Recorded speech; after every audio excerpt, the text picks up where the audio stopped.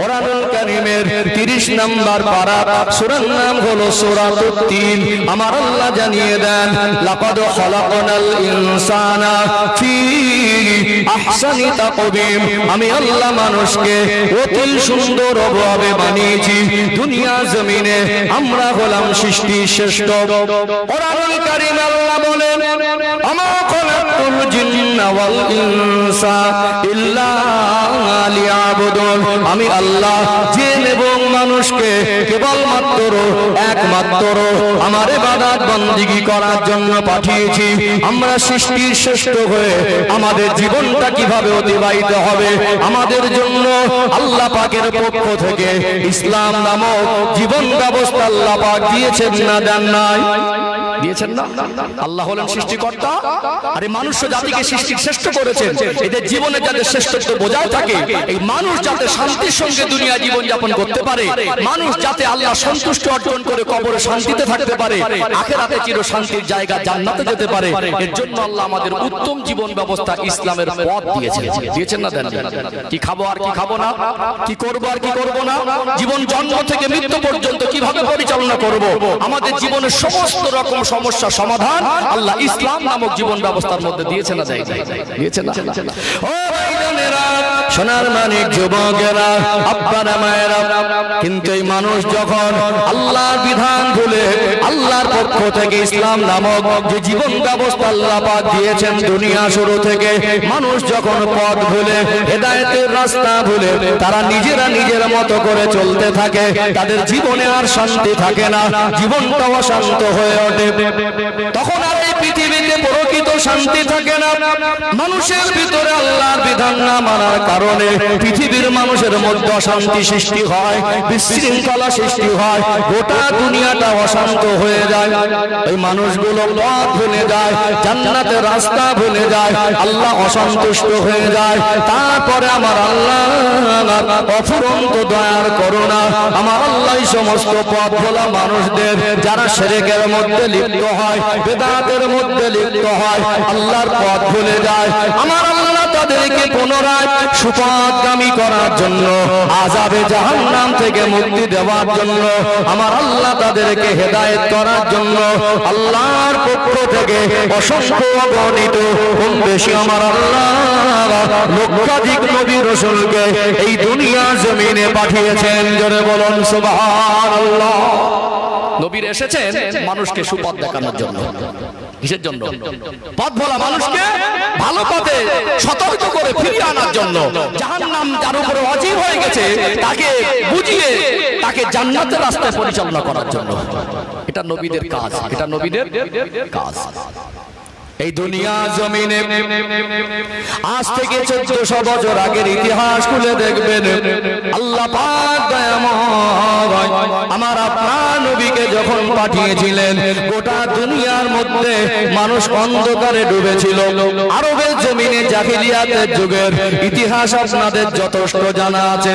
আল্লাহ পাক আমার আপনার নবী দয়ার নবীকে এই দুনিয়া জমিনে প্রেরণ করার 570 বছর আগে কম বেশি একজন নবীকে পাঠিয়েছিলেন।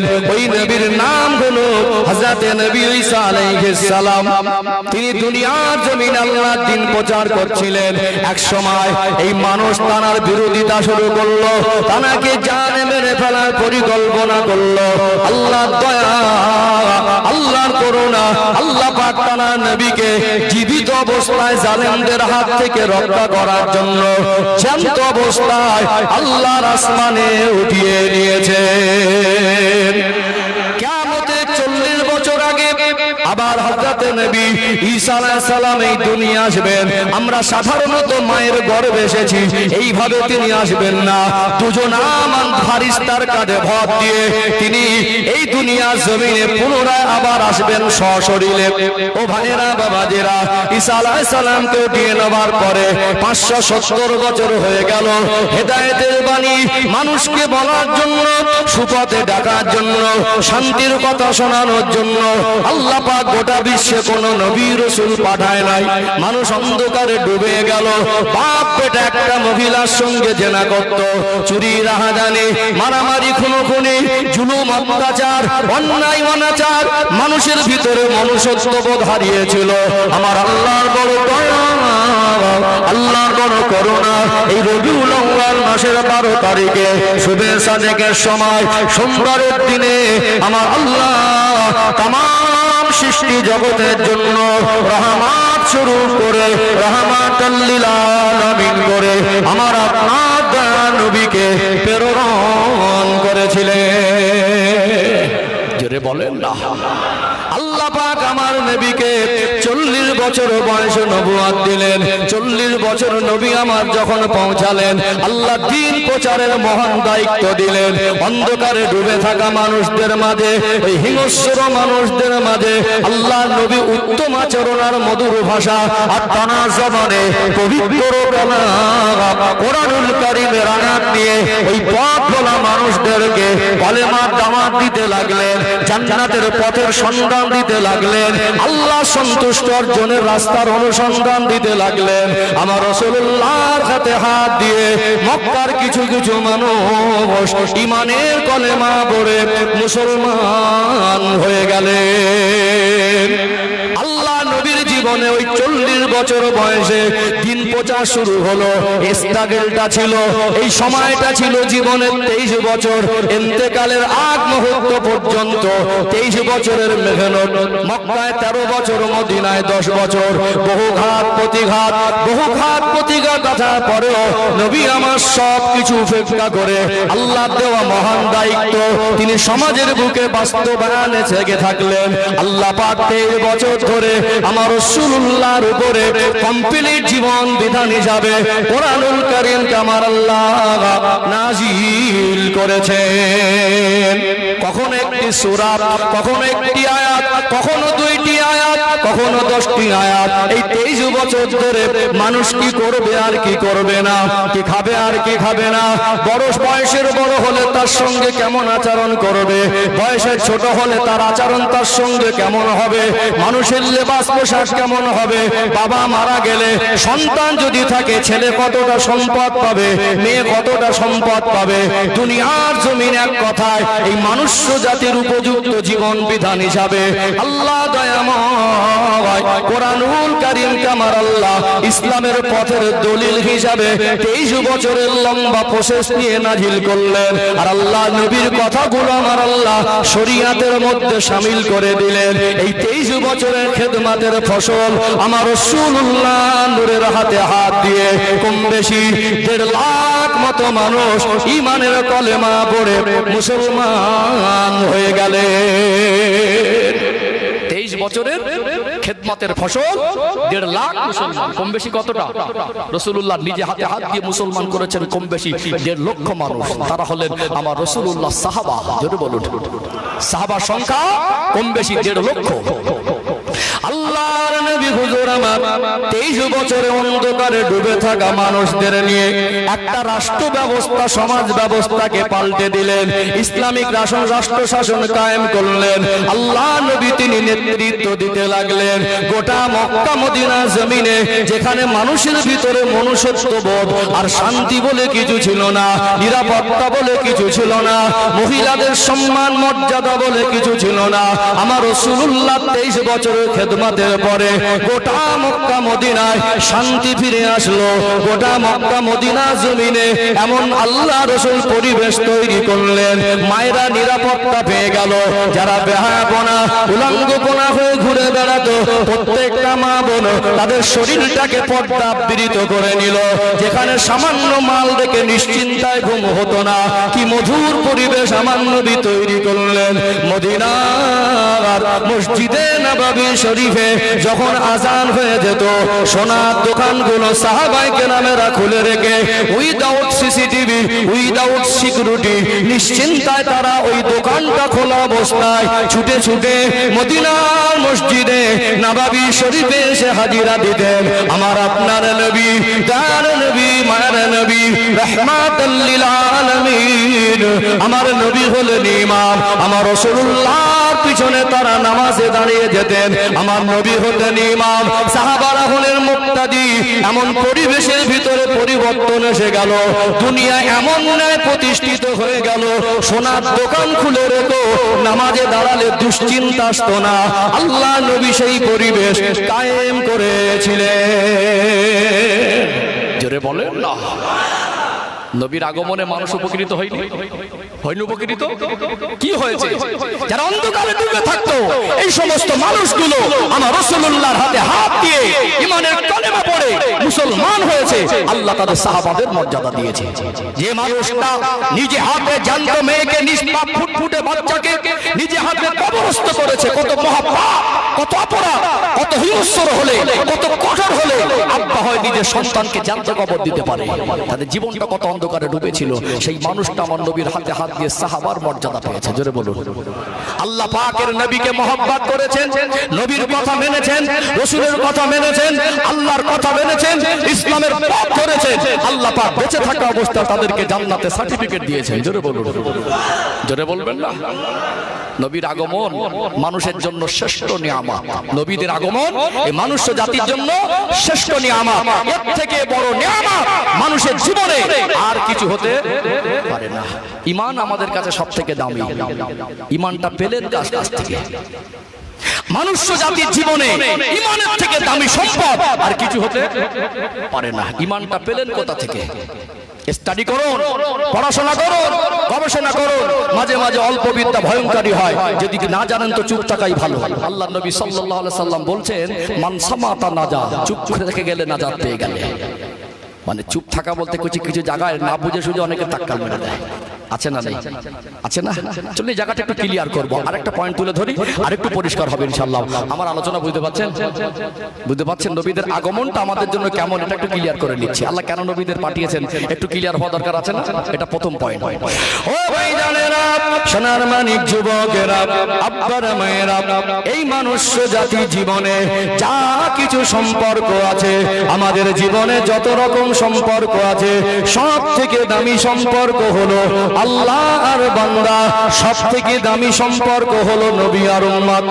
একটা মানুষ তার চেহারা যদি পৃথিবীর সব থেকে বেশি সুন্দর হয়, ওই মানুষটা যদি পৃথিবীর সব থেকে বেশি ধনী হয়, ওই মানুষটা যদি মনে করে আমি যে বংশে জন্মগ্রহণ করেছি, সমাজের বুকে আমার বংশের সম্মান অনেক বেশি, ওই মানুষটা যদি মনে করে আমি যে গাড়িটা চাপি পৃথিবীর সব থেকে দামি গাড়ি, যদি মনে করে গোটা পৃথিবীর মধ্যে সব থেকে আমার পরিচয় পরিচিতি বেশি, যতই বড় চাকরি থাক, যতই বড় ডিগ্রি থাক, যত দামি ঘর বাড়ি থাক, যত বিলাসবহুল গাড়ি আর বাড়ি হোক না কেন, চেহারা যত সুন্দর হোক না কেন, ওই মানুষটা জীবনে যদি নবীর সুন্নাত না থাকে, ওর অন্তরে যদি নবীর মহব্বত না থাকে, ওর জীবন যাপনে যদি ইসলামের আলো না থাকে, ওর দুনিয়ার সেরা গাড়ি নিয়ে, দুনিয়ার সেরা বাড়ি নিয়ে, সুন্দর চেহারা নিয়ে নাজাত পেতে পারবে না।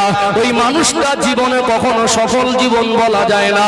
দুনিয়ায় যতদিন বেঁচে থাকবেন নিজেকে সফল মনে করলেও যে জীবনের জিন্দেগির সঙ্গে আল্লাহর বান্দার সম্পর্ক নেই, নবী আর উম্মতের সম্পর্ক নেই, ওই জিন্দেগিটা হলো আফসোসের জীবন, ওটা হলো জাহান্নামের জীবন, ওটা হলো ধ্বংসের জীবন, ওটা হলো দুঃখের কষ্টের জীবন, ওটা কামিয়াবির জীবন নয়।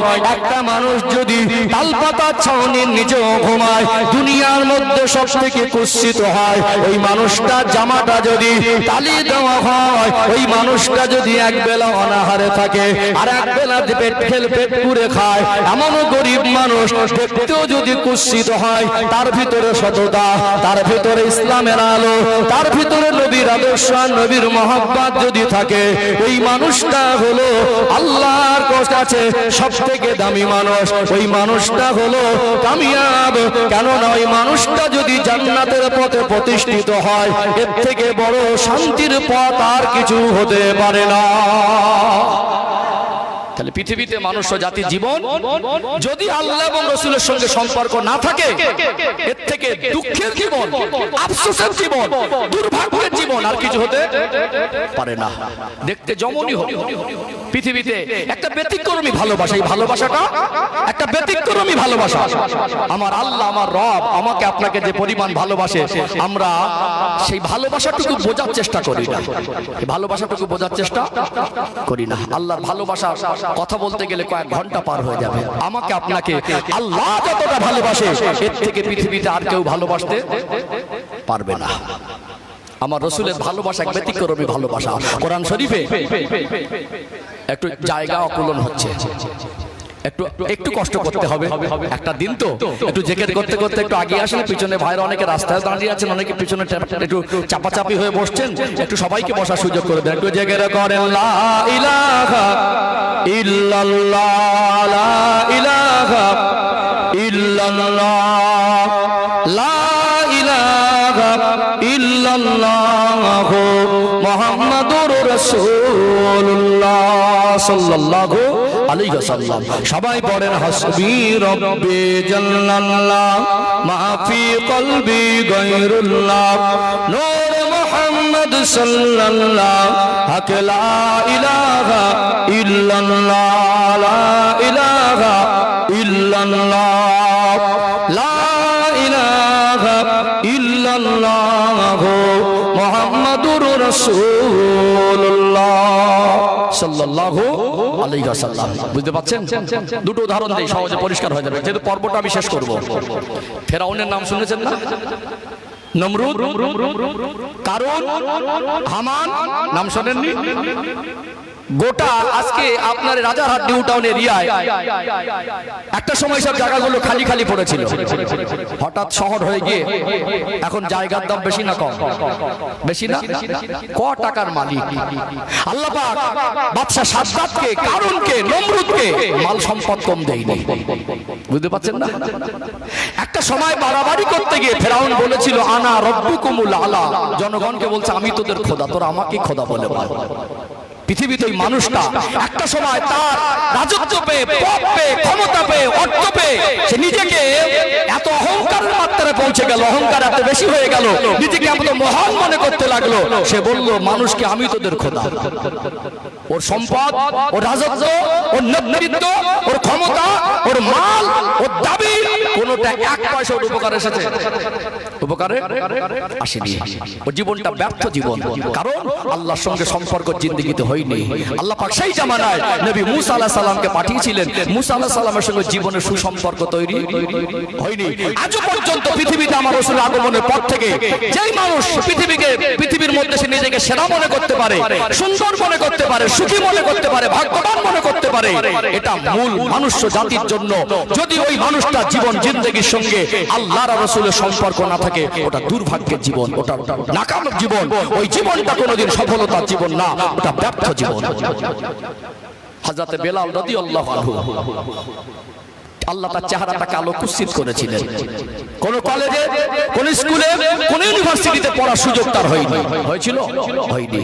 আমার আপনার কাছে পকেটে 10 টাকা থাকলেও মনে করি 10 টাকা আছে, তার নামে কোনো ব্যাংক ব্যালেন্স ছিল না। ব্যক্তিগতভাবে তিনি 1 শতকের 1 কাঠা জমির মালিকও ছিলেন না। ব্যক্তিগতভাবে তিনি 10 দিরহামের মালিকও ছিলেন না। তিনি আল্লাহ রাসূলকে বুকের মধ্যে জায়গা দিলেন, জানের থেকে বেশি ভালোবাসা দিলেন, ইসলামের পথটা বেছে নিলেন। যে মানুষটা আজ কালো কুৎসিত বলে মানুষ যাকে কৃতদাস গোলাম হিসাবে হাতে দড়ি বেঁধে বাজারে বিক্রি করত, আর একজন পয়সার বিনিময়ে কিনে নিয়ে যেত, অন্যের হুকুমের চাকর ছিল, সমাজের মধ্যে লাঞ্ছিত আর বঞ্চনার জীবন ছিল। সর্বকালের সর্বযুগের সর্বশ্রেষ্ঠ মহামানব, যিনি সৃষ্টি জগতের জন্য রহমত, ইমামুল আম্বিয়া, খাতামুন নবিয়্যিন, সাইয়্যিদুল মুরসালিন, রাহমাতাল লিল আলামিনের ভালোবাসা ওই কালো মানুষটার অন্তরে জায়গা পেয়ে গেল। ওই মানুষটা হৃদয়ে নবীর ভালোবাসা জায়গা দিল, নবীর আদর্শ মেনে নিল, কোরআনের পথ মেনে নিল। আমার আল্লাহ তার জীবনের ভাগ্য চাকাটা ঘুরিয়ে দিয়েছেন। জোরে বলুন। সেই মানুষটা যখন আজান দিতেন মদিনার মসজিদে নববী শরীফে, আওয়াজটা পৌঁছে যেত আল্লাহর আরশে আজিমে। জোরে বলবেন না। তিনি এমন জীবন গঠন করেছিলেন, শুধুমাত্র নবীর ভালোবাসা, আল্লাহর মহব্বত তার অন্তরে থাকার কারণে তিনি যখন হাঁটতেন, আল্লাহর হাবিব বলেন মেরাজের রাতে আমি জান্নাতে যখন পরিদর্শন করছি, আমি জান্নাতের মধ্যে ঘুরছি, আর আমার অনুভব হচ্ছে পিছনে যেন কে হেঁটে হেঁটে আসছে। মনে হলো কার পায়ের আওয়াজ, আমি বসে দিন মনে করছি পায়ের আওয়াজটা তো আমার বেলালের পায়ের আওয়াজ। আল্লাহর নবী মেরাজ থেকে প্রত্যাবর্তন করে ফিরে এসে বললেন আমি আমার বেলালের পায়ের আওয়াজটা আল্লাহ জান্নাতে শুনতে পেয়েছি। জোরে বলুন।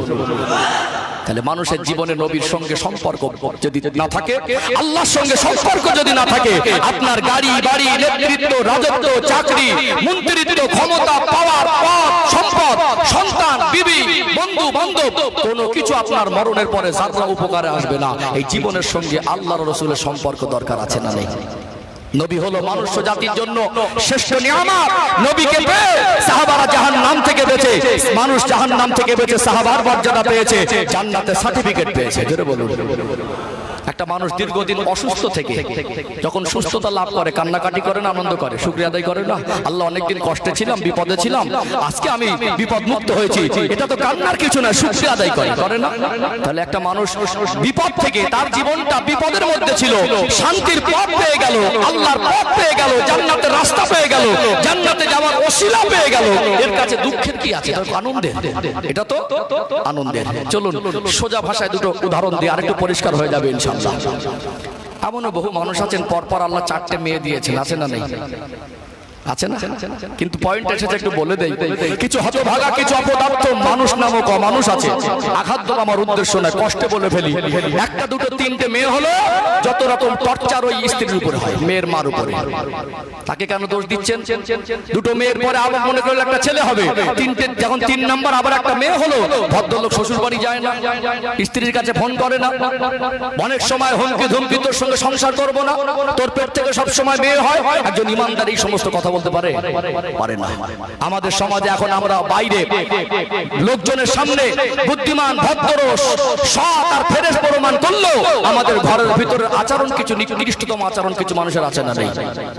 বৌমার পেটে পর পর মেয়ে হচ্ছে বলে বাড়ির সমস্ত মানুষ তার উপরে প্রেসার ক্রিয়েট করে, বিভিন্ন রকম কথাবার্তা বলে, মানসিক এবং শারীরিক নির্যাতন দেয়। ননদ একটা কথা বলে, দেওর একটা কথা বলে, স্বামী একটা বলে, শ্বশুর একটা বলে, শাশুড়ি একটা বলে।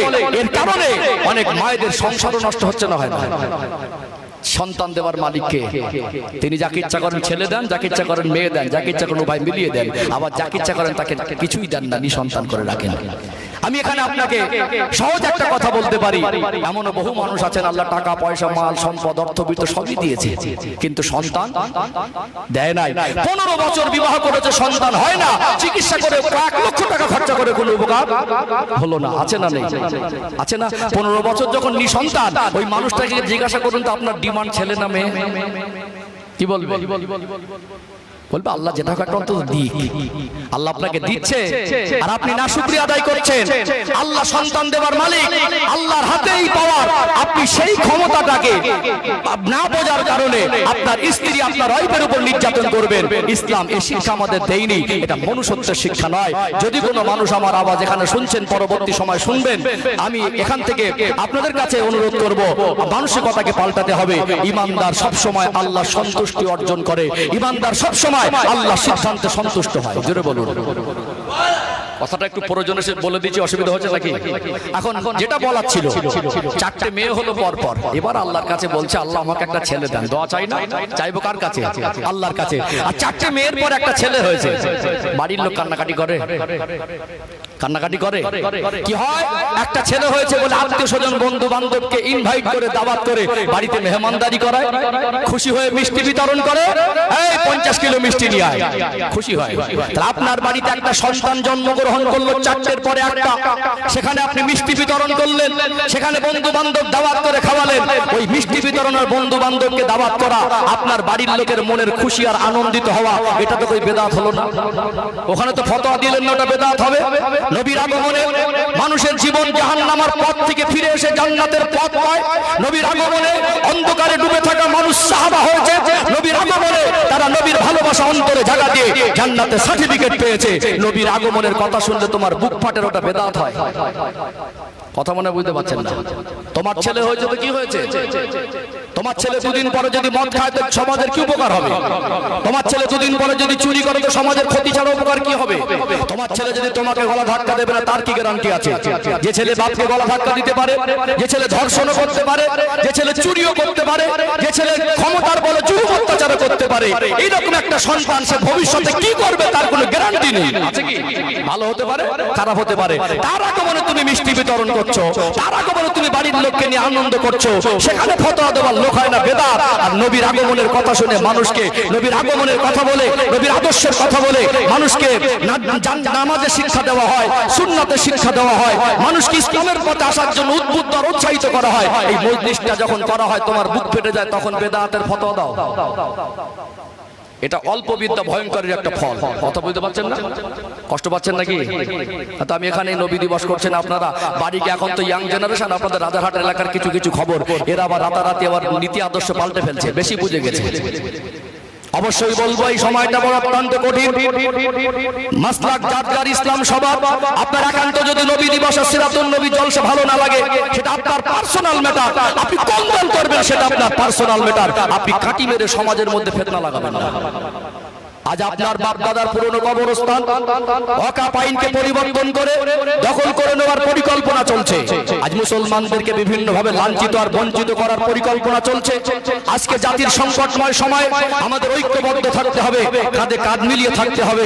আমাদের ঐক্যবদ্ধ থাকাটাই আমাদের জন্য এখনকার জন্য কল্যাণ হবে। আজকে আপনি দেখছেন নিজের ভিতরে ফিতনা লাগাচ্ছেন, ফতোয়াবাজি করছেন, মানুষকে বেদাতি বলছেন, সমাজে দল ভাগাভাগি করছেন। আপনি বুঝতে পারছেন না দুদিন পরে আপনার দাদুর যে কবরস্থান, ওই কবরস্থানের উপরে পাঁচিল তুলবে, সেদিন কিছু বলতে পারবে না। আপনার বাপ দাদার মসজিদে তালা মেরে দেবে, কিছু বলতে পারবে না। আপনার বাবার কবরস্থানের উপরে বুলডোজার চলবে, সেদিন কিছু বলতে পারবে না। আপনি না মানলে মানলেন না। অনেক আজ শুনতে ভাবতে অবাক লাগে, গ্রামে ইদানিং কিছু কিছু জায়গায় আবার কাঠি মারছে, তোরা বেদাত কাজ করছিস, অথচ হাদিস কোরআনে একটা লাইন পড়তে পারবে না। আপনি বেদাত শেখাবেন, বেদাত আপনি ঘরের কোনায় বেদাত বলে, যেটা বেদাত না তাকে বেদাত বলে আপনি মানুষের ভিতরে ফিতনা দল ভাগাভাগি করেন। যেটা অন্যায় সত্যিকারের বেদাত, যেটা মানুষের জন্য অকল্যাণ, যেটা সত্যিকারের শিরক, যেটা সত্যিকারের কুফর, ওই বেদাত শিরক আর কুফরের কথা তো আমরা স্টেজে বলি। হ্যাঁ, যারা বাড়াবাড়ি করছে তাদের জন্য আমরা প্রতিবাদ করি। অন্যায় করলে, ভুল হলে ধরিয়ে দেওয়ার অধিকার সবার আছে। যদি সমালোচনা হয়তো গঠনমূলক হোক, জাতির মধ্যে ঐক্য নষ্ট করা যাবে না। এগুলো কেন বলছি, এখন আমার যুবক ভাইদেরকে একটু মেসেজ দেওয়া দরকার আছে। কারণ ও ঘরের ভেতরে গিয়ে মোবাইল ঘাটঘাট দেখবে, নবী দিবস করা বেদাত, ও ভাবছে তাহলে আমাদের গ্রামে জলসা দিয়ে লাভটা কি হলো, চাঁদা দেওয়াটা কি ভুল হলো নাকি? বুঝতে পারছেন না? বুঝতে পারছেন না? কিছু কিছু আমার ভাইদের যুবকদেরকে বলবো, মুরব্বীদের নিয়ে খুব একটা চিন্তা নেই। ইদানিং আমার যুবকদের একটু বেশি বেশি বেশি পাকার কারণে এদের জীবনটা একটা অন্য জায়গায় চলে যাচ্ছে। নীতি আদর্শে মজবুত হন, সৎ পথে থাকুন। আল্লাহ আমাদের মিলেমিশে ঐক্যবদ্ধ হয়ে থাকার তৌফিক দান করেন। বলেন আল্লাহুম্মা আমিন। আলোচনা কষ্ট পাচ্ছেন নাকি? বুঝতে পারছেন? এই কথাগুলো বর্তমান সময়ে কাউকে আক্রমণ করার উদ্দেশ্য নয়। কিছু কিছু মানুষ এই কথাগুলো আমাদেরকে যখন বলে, শুনতে একটা কষ্ট লাগে। কথা ঠিক বলছি না ভুল বলছি? বলুন, এখানে একটা কি বেদাত করেছে? এই জায়গায় মোমবাতি জ্বালিয়েছি, কেক কেটেছি, আর নবীর জন্মদিন যদি পালন করতাম আমরা রবিউল আউয়াল মাসের 12 তারিখটা একসাথে তারিখ, কি মনে হয়? আজকে 12 তারিখ মাস, আমরা নবীকে ভালোবাসি 3 তারিখ ধার্য করে নয়। নিঃশ্বাসে, বিশ্বাসে, চাউনিতে, ভঙ্গিতে, চলনে, বলনে, লেবাসে, পোশাকে, খাওয়াতে, ঘুমে, ব্যবসা বাণিজ্যে, জীবনের প্রত্যেকটা মুহূর্তে আমরা আমার রাসূলকে ভালোবাসি। কোরআনুল কারীম 21 নম্বর পারা, সূরার নাম হলো সূরা আল আহজাব, 6 নম্বর আয়াত। আল্লাহ পাক বলছেন, আন-নাবিয়্যু আওলা বিল মুমিনিনা মিন আনফুসিহিম। আমার নবী হলো মুমিনদের কাছে তাদের নিজেদের থেকেও ঘনিষ্ঠ। জোরে বলুন। আমরা আমাদের নবীকে তো জানের থেকেও বেশি ভালোবাসি। আমরা আমাদের নবীর জন্য প্রয়োজনে জানটাও কুরবান করতে পারবো। পারবো না? পারবো না ইনশাআল্লাহ। আমরা তো নবীকে দিন তারিখ ধার্য করে একদিন নবী দিবস দিয়ে ভালোবাসা শেষ করে দেইনি। এখান থেকে আমাদের জীবনের ভালোবাসা যাতে পরিপূর্ণতা পায়, সেই শিক্ষা আর সেই শিক্ষার পথ এখান থেকে মানুষকে দেখিয়ে দেওয়া হয়। কথা ঠিক না বেঠিক? এখানে বেদাতের কোনো জায়গা নেই। একটা কোনো আলোচনা হারাম হয় না এখানে, একটা কোনো হারাম কাজের কোনো লেশ এখানে পাওয়া যায় না। তারপরে যখন আমাদের ঘরে অন্যের বোঝা চাপিয়ে দেয়, এটা মাঝে মাঝে চুপ করে থাকাটাও একটা মনে করবে যে আমরা যা বলছি তাই ঠিক। এই জন্য একটু মেসেজ দেওয়া যে মনে করো না যে তোমরাই যা বলছো ওটাই ঠিক। আল্লাহ আমাদের বুঝদান করেন। বলেন আল্লাহুম্মা আমিন। আর একটা পয়েন্ট বলবো ছোট করে, এই পয়েন্টটা শেষ করবো, পরবর্তী পয়েন্টে যাবো ইনশাআল্লাহ। একটা ছেলে অনেক মাল সম্পদ গাড়ি বাড়ি সব চাকচাক, এখন ভীষণ ব্যাপার, ছেলেটাকে বিবাহ দিয়ে একটা সুন্দরী বৌমা ঘরে এনেছে। বিবাহের দিনে আত্মীয় স্বজন বন্ধু বান্ধব বাড়ি থাকে না, বৌমা সন্ধ্যাবেলা গাড়িতে করে বাড়ি ফিরেছে, ছেলে বৌমাকে নিয়ে সবাই বিয়ে করে বাড়িতে ফিরেছে। বাড়ির লোক সেদিন দরজা জানলা বন্ধ করে কান্নাকাটি করে কান্নাকাটি, আনন্দ আনন্দ ভাব থাকে না, ছেলের বিয়ে দিয়েছি বৌমা এসেছে, তাহলে ওখানে যে বাড়িতে আনন্দ করছে ওখানে ফতোয়া দেন তো বেদাত, বাড়ি এসে কেউ দাঁত বের করতে পারবে না, বৌমা এসেছে মিষ্টি বিতরণ করতে পারবে না, বৌমা এসেছে বাড়ির মধ্যে কোনো হাসাহাসি চলবে না, সব যে যার ঘরের মধ্যে গেতে কাপে বসে যাও, বেদাত হবে। ফতোয়া দিয়েছে কেউ? দিয়েছে কেউ ফতোয়া? ওখানে থেকে ফতোয়া দেয় না বৌমা বাড়ি এনে হাসলে বেদাত হবে। নবীর আগমনের কথা শুনে, নবীর আগমনের মাসকে নিয়ে নবীর আগমনের মজলিস করলে তখন ফতোয়া আসে বেদাত। আমি শরিয়াতের কথাও বললাম, সাথে সাথে সমাজের দুটো বাস্তব চিত্রও বললাম। মানে ফতোয়া আমরা যেখানে সেখানে দিতে পারলে বাঁচি, ফতোয়াবাজি করলে হবে না, মূল উদ্দেশ্য হবে জীবনটাকে পরিবর্তন করা, সুন্নাতের আলোয় জীবনটাকে সাজানো। কথা ঠিক না বেঠিক? চলুন একটা পর্ব ক্লোজ হলো। তাহলে আল্লাহ পাক নবীদেরকে পাঠিয়েছেন, মানুষ জাতি নবীকে পেয়ে ঈমান পেয়েছে, জান্নাতের পথ পেয়েছে, জান্নাতের সার্টিফিকেট পেয়েছে, জাহান্নাম থেকে বাঁচার মতো উপযুক্ত জীবন পেয়েছে। মানুষ জাতির জীবনের থেকে বড় সফলতার কিছু নেই। নবীর আগমন মানুষ জাতির জন্য এর থেকে দামি নিয়ামত আর কিছু হতে পারে না। ঈমান যদি দামি হয়, নবীকে বাদ দিয়ে ঈমান পরিপূর্ণ নয়। ঈমান যদি দামি হয়, নবীকে না পেলে ঈমানও পাবে না। তাহলে সেই জায়গাটা, আবেগের জায়গাটা আপনি কেন ফতোয়াবাজি করছেন? আল্লাহ আমাদের বোঝার তৌফিক দান করেন, বলেন আল্লাহুম্মা আমিন। একটু তাকবীর দেন তো, নারী তাকবীর। ফাঁকি দিচ্ছেন নাকি? একটু সবাই মিলে। আমি মাঝে মাঝে বলি, আওয়াজ যদি খুব জোর না হয়, ভক্তির প্রতি জোর দেন, একটু প্রাণ ভরে, একটু মিডিয়াম নরম আওয়াজও যদি সবাই একটু আল্লাহকে প্রাণ ভরে ডাকি, আল্লাহ খুশি হবে না? আল্লাহকে একটু ডাকেন না, নারী তাকবীর। আর একটু প্রাণ ভরে নারী তাকবীর। সিলসিলা হক মুজাদ্দিদ জামান হিজবুল্লাহ বিশ্ব নবী দিবস এ মাহফিলের কমিটির সাহেবানগণ, নারী তাকবীর। চলো নবীর জীবনে তো একটু আসতে হবে, না আসলে মনে তৃপ্তি হয় না। নবী দিবস তো একটু আসি। পরের পয়েন্ট, আল্লাহ পাক আমার নবীকে কেমন পর্যায়ে সম্মান দিয়েছেন একটু ক্লিয়ার করি ইনশাআল্লাহ। ও ভাই জানেরা, সোনার মানিক যুবকেরা, আব্বার মায়েরা, আল্লাহ পাক কোরআনুল কারীমের মধ্যে 30 নম্বর পারায় একটি সূরা আছে, সূরার নাম হলো সূরা ইনশিরাহ অথবা সূরা আলাম নাশরাহ। এই সূরার 4 নম্বর আয়াতে আল্লাহ পাক আমার হাবিবের শানে বলেন, ওয়ারাফানা লাকা যিকরাক, আমি আল্লাহ আমার নবীর সম্মান, মর্যাদা, মাকামকে, আলোচনাকে সমুন্নত করেছি। আমার আল্লাহ নিজেই কোরআন শরীফে ঘোষণা দিলেন, আল্লাহ পাক আমার নবীর সম্মানটাকে বৃদ্ধি করে দিয়েছেন।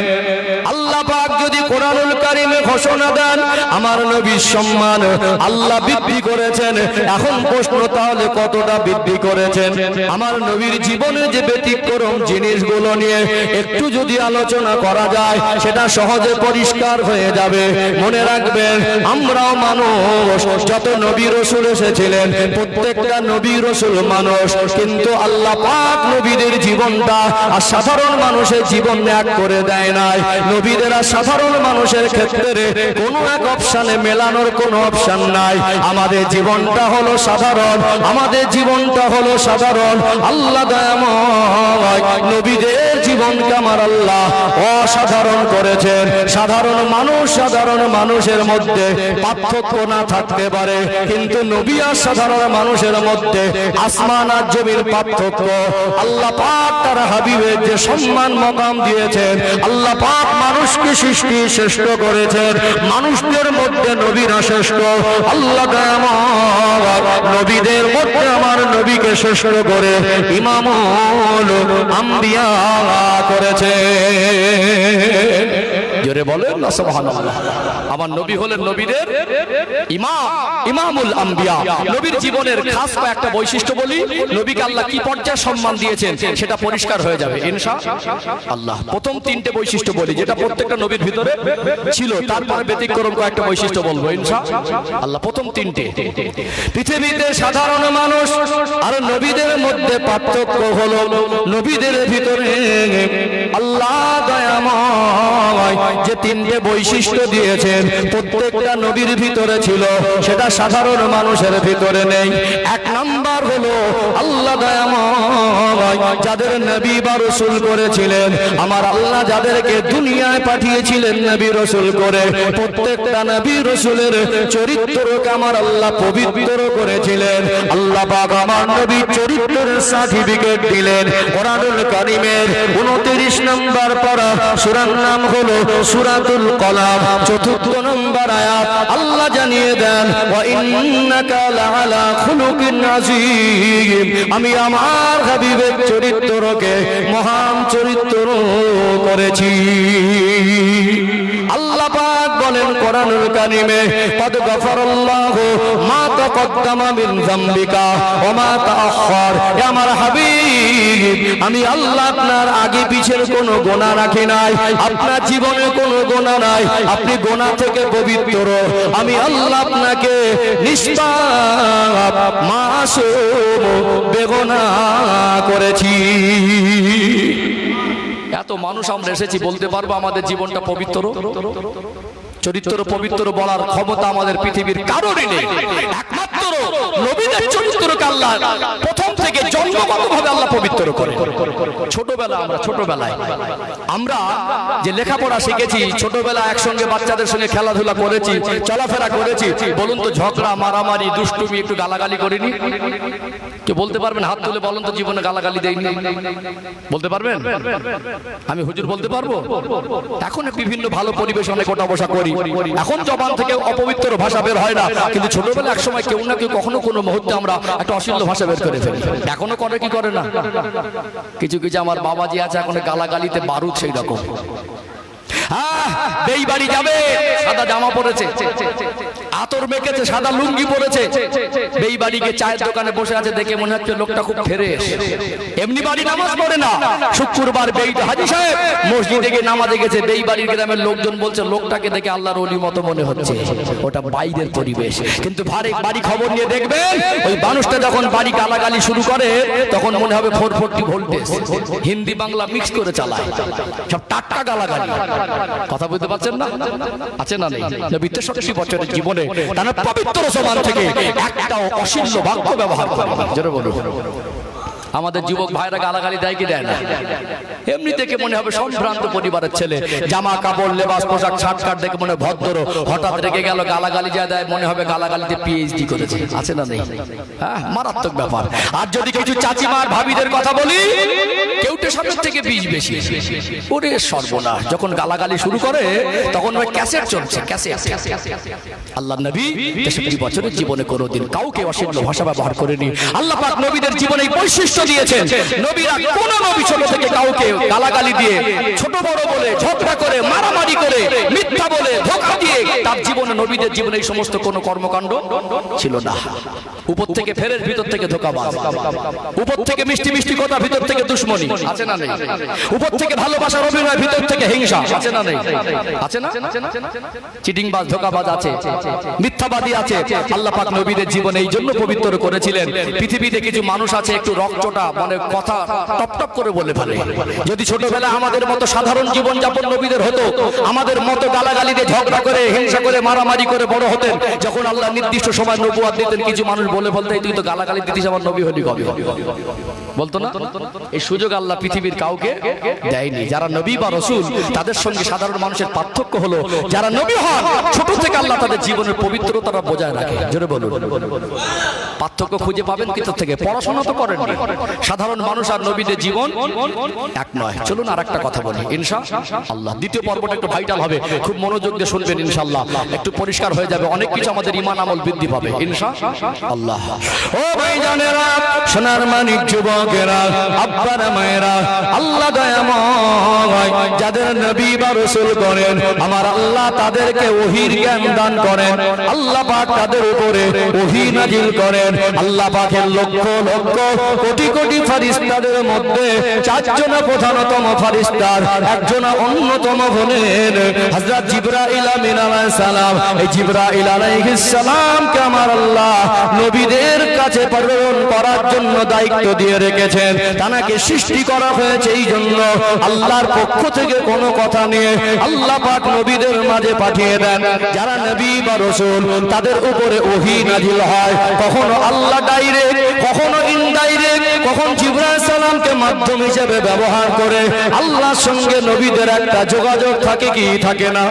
আল্লাহ দয়াময় চারটে বড় বড় আসমানি কিতাব নাজিল করেছেন, তাওরাত, জবুর, ইনজিল আর পবিত্র কোরআনুল কারীম। এই চারটে ছাড়াও অন্যান্য কোন নবীর উপরে আল্লাহ কোন ওজিফা সহিফা নাজিল করেছিলেন। নবীদেরকে আমার আল্লাহ যে জ্ঞান দেন ওটা হলো ওহির জ্ঞান। আজকে পৃথিবীতে এটা আমাদের জন্য জানা জরুরি। আল্লাহ পৃথিবীর জমিনে যত নবী রাসূলকে পাঠিয়েছেন, যে জামানায় যে নবীকে যে রাসূলকে আল্লাহ নবী করেছেন, নবীর থেকে উম্মতের জ্ঞান কোনোদিন বেশি হয় না, আর হবেও না। আল্লাহ পাক আমার আপনার নবী, দয়ার নবী, মায়ের নবীকে আল্লাহ পাক শেষ নবী করেছেন। কিয়ামত পর্যন্ত আর কোন নবী আসবে না। হিসাব এখানেই এটা। আল্লাহ দয়াময় আমার নবীকে যেমন পর্যায়ের জ্ঞানে জ্ঞানান্বিত করেছিলেন, যেমন পর্যায়ের গুণে গুণান্বিত করেছিলেন, কিয়ামত পর্যন্ত আমার রাসূলের থেকে কারোর জ্ঞান আল্লাহ বেশি দেবেন না। সাধারণ মানুষের জ্ঞানটা হলো সাধারণ, আর নবীদের জ্ঞান হলো অসাধারণ। আমাদের জ্ঞান স্কুলের শিক্ষালয়ের বিদ্যালয়ের জ্ঞান, আমাদের জ্ঞান সমাজের সাধারণ শিক্ষার জ্ঞান, আমাদের শেখা বাবার কাছ থেকে, মায়ের কাছ থেকে, পরিবেশ থেকে, লেখাপড়ার বই থেকে, সমাজের কিছু বাস্তবতা থেকে। আল্লাহ দয়াময় নবীদেরকে যে জ্ঞান দিয়েছেন ওই জ্ঞানটাকে আমার আল্লাহ ওহির জ্ঞান দিয়েছেন। কিয়ামত পর্যন্ত পৃথিবীর মানুষ যত উন্নত হোক, চিকিৎসা বিজ্ঞান যত উন্নত হোক, মহাকাশ বিজ্ঞান যত উন্নত হোক, গবেষক, ডক্টর, ব্যারিস্টার, ইঞ্জিনিয়ার যতই বেশি পড়াশোনা করুক, কিয়ামত পর্যন্ত আমার নবীর থেকে বেশি জ্ঞানী আর কেউ হবে না। জোরে বলুন সুবহানাল্লাহ। আজকে এখানেই আমাদের কিছু মানুষের ইমানি দুর্বলতা। আজকে জেনারেল শিক্ষায় শিক্ষিত হয়ে একটু সায়েন্স নিয়ে পড়াশোনা করে, একটু বর্তমান সময়ে জেনারেল শিক্ষার ডিগ্রি অর্জন করে মাঝে মাঝে ইসলাম সম্পর্কে বাজে মন্তব্য করে। আপনি ইসলামের কি বোঝেন? আপনার ওই সামান্য জ্ঞান ইসলামের মহান জ্ঞানের একটা ধারে পাশে একটা শস্যের দানার কোনায় যাবে না। তথ্য তুলে দেই, অবাক হয়ে যাবেন। সম্মানিত ভাইরা, আজকে দেখুন গোটা বিশ্বের দিকে তাকিয়ে টেকনোলজি ব্যবহার হচ্ছে, এআই, আর্টিফিশিয়াল ইন্টেলিজেন্স ব্যবহার হচ্ছে।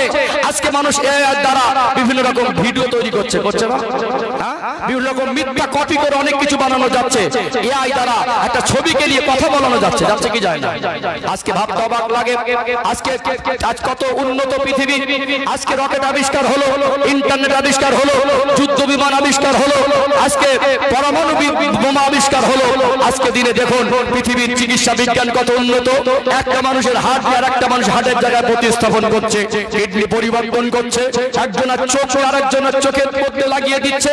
আজকে মনে করছেন যে পৃথিবীতে যদি সব থেকে বড় ডক্টর, ওই বড় ডক্টরকে যতই বেশি জ্ঞান হোক, যতই বেশি যোগ্যতা দক্ষতা থাক, আমার রাসূলের থেকে বড় ডক্টর পৃথিবীতে আর কেউ জন্ম নেবে না।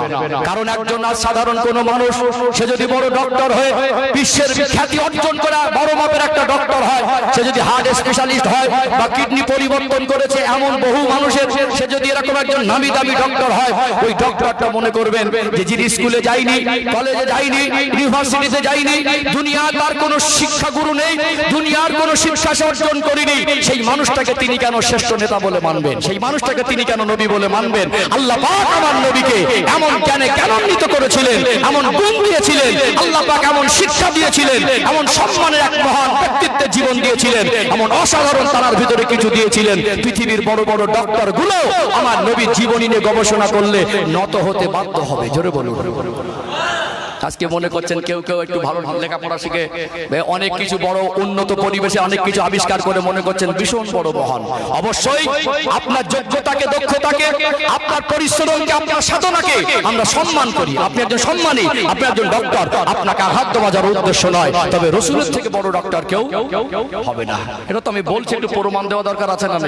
কি বলেন? বলে গেলে কিছু মানুষ বলবে হুজুররা শুধু বক বক করে। দেখবেন না, হাতে কলমে বুঝবেন, দেখিয়ে দেবো চোখে আঙুল দিয়ে, আর হাতে কলমে বুঝিয়ে দেবো। ইসলাম বোঝার চেষ্টা করুন। পৃথিবী আজকে যত চরমোন্নতির যুগে মানুষকে জোর করে ইসলামের মধ্যে আনতে হচ্ছে না। আমরা ইসলামের ঘরে জন্ম নিয়ে ইসলামকে জানার আগ্রহ নেই। আজকে প্রতি বছরে গোটা আন্তর্জাতিক খবরের দিকে খবর নিয়ে দেখবেন, আজকে প্রতি বছরে স্বইচ্ছায় কত শিক্ষিত মানুষ, কত বড় বড় গবেষক, কত ডক্টর, ওরা স্বইচ্ছায় ইসলামের ছায়াতলে আসছে। জোরে বলুন, আসছে না? আসে না? যত দিন যাচ্ছে মুসলমানদের সংখ্যা বাড়ছে না কমছে? আল্লাহর নবী রেখে গেলেন 1.5 লক্ষের মতো, আজকে মুসলমানের সংখ্যা 200 কোটিরও বেশি। জোরে বলুন, জোরে বলা যায় না? ইসলাম এমন এক আলো, ইসলামকে নিয়ে গবেষণা করলে নত হয়ে যাবে। আমার রাসূলকে আল্লাহ কি পর্যায়ে জীবন দিয়েছিলেন। আজকে দেখুন বিভিন্ন রকম পরীক্ষা নিরীক্ষার মেশিন আবিষ্কার হয়েছে। ডক্টরের কাছে গেলে ডক্টর বলে এমআরআই করো, ডক্টর বলে এক্সরে করো, ব্লাড টেস্ট করো। এমন উন্নত মানের যন্ত্র মেশিন আবিষ্কার করেছে। ছোট একটা ভিক্টোরিয়া জীবাণু, এটা কালি চোখে দেখা যায় না, বহুগুণ বড় করে এই ভিক্টোরিয়া ব্লাডের মধ্যে, রক্তের মধ্যে এই জীবাণুটা কিসের জীবাণু? ম্যালেরিয়া, টাইফয়েড, না ডেঙ্গু, না অন্য কিছু? আজকে মানুষ দেখছে না। আজ থেকে 1400 বছর আগে যখন চিকিৎসা বিজ্ঞানের বাপদাদার 14 পুরুষের জন্ম হয়নি, কোন মেশিন মানুষ পৃথিবীতে আবিষ্কার করেনি। আমার রাসূলের কাছে সাহাবায়ে কেরামেরা গিয়ে বলেছিলেন, ইয়া রাসূলুল্লাহ, একটা পাত্রে যদি কুকুরে মুখ দেয় তো কিভাবে ধৌত করব? আমার রাসূল সেদিন বলেছিলেন, মাটি দিয়ে 7 বার ধৌত করো। বলেনি? বহু পৃথিবীতে আজ পর্যন্ত আমার নবীর কথা নিয়ে বহু জায়গায় গবেষণা হচ্ছে। আমার নবীর কথা নিয়ে বহু জায়গায় ইসলামকে নিয়ে তারা আজকে বিভিন্ন রকম রিসার্চ সেন্টার খুলেছে। আমার রাসূলের জীবনের কথাটা যদি মিথ্যা প্রমাণ হতো, আমার নবীর নামে ইসলামের দুশমনরা অপবাদ দিত আর মিথ্যা প্রচার করত যে নবী মিথ্যা বলেছেন। তারা 63 বছরের জীবনে একটা কথা অনর্থক নয়, একটা কথা অর্থহীন নয়, একটা কথা মিথ্যা নয়, একটা শব্দ, একটা সেন্টেন্স, একটা বাক্য, একটা ওয়ার্ড, একটা লফজ আজ পর্যন্ত পৃথিবীর কোন মানুষ মিথ্যা প্রমাণ করতে পারেনি। চ্যালেঞ্জ পৃথিবীকে, কিয়ামত পর্যন্ত আমার রাসূলের একটা কথাকে কেউ মিথ্যা প্রমাণ করতে পারবে না। জোরে বলুন। বহুবার পৃথিবীর বিখ্যাত ল্যাবরেটরিতে কুকুরকে পাত্রে খাইয়ে ওই পাত্রটাকে 3 বার, 4 বার, 5 বার ধৌত করে তারা ব্যর্থ হয়েছে, বলেছে না করে জীবাণু আছে। 7 বারের বারে ধৌত করার পরে দেখা গেছে মাটি দিয়ে প্রত্যেকবার জীবাণু মুক্ত হয়েছে। জোরে বলুন। আজকে চিকিৎসা বিজ্ঞান অজ্ঞ হয়ে যাচ্ছেন। তিনি স্কুল কলেজেই যায়নি, ইউনিভার্সিটিতে যায়নি, তিনি এত নিখুঁত ভাবে তখন কোন ভিক্টোরীয় জীবাণু কি হয়, কুকুরের এটার মধ্যে কি পরিমাণে ভিক্টোরীয় জীবাণু থাকে সেটা মানুষ খালি চোখে দেখা সম্ভবই নয়। যে ধারণা আজ থেকে 1400 বছর আগে মানুষের জীবনের ভিতরে ছিলই না। এত নিখুঁত ভাবে তিনি যে কথা বলেছেন, যে তথ্য দিয়েছেন, এই কথা শুধু না, তার জীবনের প্রত্যেকটা তথ্যগুলো গবেষণা করে দেখা গেছে একটাও নড়চড় হয়নি। আজকে চিকিৎসা বিজ্ঞান মেনে নিতে বাধ্য হয়েছে। ইনি মানুষ কিন্তু সাধারণ মানুষ নয়, ইনি মানব কিন্তু সাধারণ মানব নয়। এনার কথা সত্য, কিন্তু একটা চরম সত্য। আনার কথাকে কোনোভাবে উড়িয়ে দেওয়া যায় না। এই জ্ঞান সাধারণ জ্ঞান নয়, এটা আল্লাহ প্রদত্ত জ্ঞান, এটা ওহীর জ্ঞান। তিনি যে সর্বকালের, সর্বযুগের সর্বশ্রেষ্ঠ মহামানব ছিলেন, তিনি যে পৃথিবীর মানুষের শিক্ষক হয়েছিলেন, আল্লাহ তাআলাকে মানুষ জাতির জন্য শিক্ষক বানিয়েছেন, এতে সন্দেহের অবকাশ নেই। আল্লাহ আমার নবীকে যে ডাক্তার বানিয়েছিলেন, আজকে চিকিৎসা বিজ্ঞান বলছে অবাক হয়ে গেছে, ওরকম ডাক্তার পৃথিবী তার জন্ম নেবে না। সম্মানিত ভাইরা, আমরা খাদ্য খাওয়ার পরে খাবার পাত্র এবং হাতের আঙুল চেটে পরিষ্কার করে খাওয়াটা সুন্নাত বলি না? নবী খেতেন এবং শিক্ষা দিয়েছেন।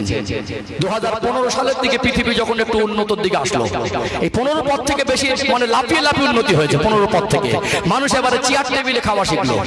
নবীর আশিক যারা সুন্নাত তরিকায় বসে খেয়ে প্লেট চেটে যখন খায়, তখন একদল মানুষ টিটকারি করে বলে ভদ্রলোক আবার থালা চেটে খায়। বলে থালা চেটে খাওয়া অভদ্রতা। আপনি আদর্শ শেখাবেন? অর্থাৎ নবী কেন থালা চেটে খেয়ে বলেছেন? আজকে আপনি বেশি বুঝদার মনে করে খাদ্য নষ্ট করাটাকে ফ্যাশন মনে করছেন, কিন্তু ইসলাম বলে অনার্থক একটা খাদ্য যদি পড়ে যায়, দস্তরখানা বিছানো অর্থটা আমরা ভুলে গেছি। দস্তরখানা বিছানো সুন্নাত, কিন্তু কাজটা কি সেটা আমরা ভুলে গেছি। দস্তরখানা বিছাই বটে, ওখানে আমরা মাছের কাঁটা ফেলি, ওখানে আমরা বর্জিত হাড়ের টুকরা ফেলে দেই। উদ্দেশ্য হবে দস্তরখানাটা পরিষ্কার পরিচ্ছন্ন। ভাত খাওয়ার আগে 2 হাত ধৌত করা সুন্নাত, 1 হাত নয়। কারণ 1 হাতে বিভিন্ন বাইরে ঘোরাফেরা করলে জীবাণু লেগে থাকতে পারে। রাসূল বলেছেন 2 হাত ধৌত করো।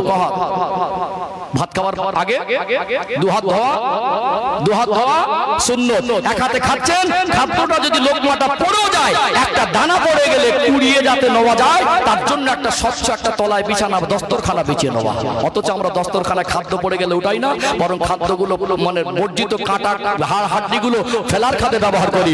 উদ্দেশ্য কিন্তু খাদ্য উঠিয়ে খাওয়া, উদ্দেশ্য খাদ্য উঠিয়ে খাওয়া। আজকে আপনার যখন গ্যাস্ট্রিক হলো, আজকে হজম শক্তি কমে গেল, লিভার ডাউন হয়ে গেল, আপনি অসুস্থ হয়ে গেলেন, আপনার টাকা আছে, বাড়িতে উন্নত মানের ভালো খাবার তৈরি হয়েছে, কিন্তু খেতে আপনি ভয় করছেন, ডক্টরের কাছে যাচ্ছেন যে আমাকে একটু ফর্মুলা দেন কিভাবে সুস্থ থাকবো। আজ ডক্টরের ফর্মুলা চাইছেন, আজ থেকে 1400 বছর আগে পৃথিবীর সেরা ডক্টর আপনাকে সুস্থতার ফর্মুলা দিয়েছেন। আপনি যদি খাবার সুন্নাতটা পালন করতেন, আপনার লিভার ড্যামেজ হওয়ার আগে হজম শক্তিটা আল্লাহ বৃদ্ধি করে দিত। জোরে বলুন, কেন থালা চেটে খেতে বলেছেন? একটা মানুষ খাদ্য খাওয়ার পরে যখন মানুষ খাদ্য খেয়ে পাত্রর হাতের আঙুল চেটে পরিষ্কার করে, আল্লাহ সৃষ্টিগত বৈশিষ্ট্য গালের মধ্যে নাড়াচাড়া করলে আঙুল দিয়ে গালের মধ্যে একটা অটোমেটিক লালার উৎপাদন হয় না? আর চিকিৎসা বিজ্ঞান ওই লালাটাকে পরীক্ষা করে বলছে যে লালার ভিতরে এমন উপাদান আল্লাহ রেখেছেন যেটা হজম শক্তিকে বাড়িয়ে দেয়। ধরে বলুন, আমার নবী চিকিৎসার তত্ত্ব দেয়নি। আজকে ডায়াবেটিস হয়ে গেল, হাই সুগার, হাই প্রেসার, এখন ভোরের বেলা ওটা দৌড়াচ্ছেন। আজকে আপনার শরীরে বিভিন্ন রকম অঙ্গ প্রত্যঙ্গ আজকে কি হলো, অকেজো হয়ে যাচ্ছে। আজ ডক্টরের কাছে ডায়েট চার্ট নিচ্ছেন।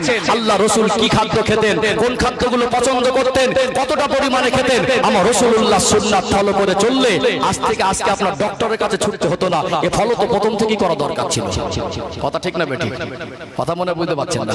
পৃথিবীতে কত বড় ডক্টর, সুস্থ থাকার জন্য আমার নবী যে টিপস দিয়েছেন, যে ডায়েট চার্ট দিয়েছেন, নবীর খাবার, নবীর পছন্দের খাবার, নবীর খাবারের পরিমাণ ফলো করে দেখুন, আপনি যেভাবে সুস্থ থাকবেন শুকরিয়া আদায় করে শেষ করতে পারবেন না।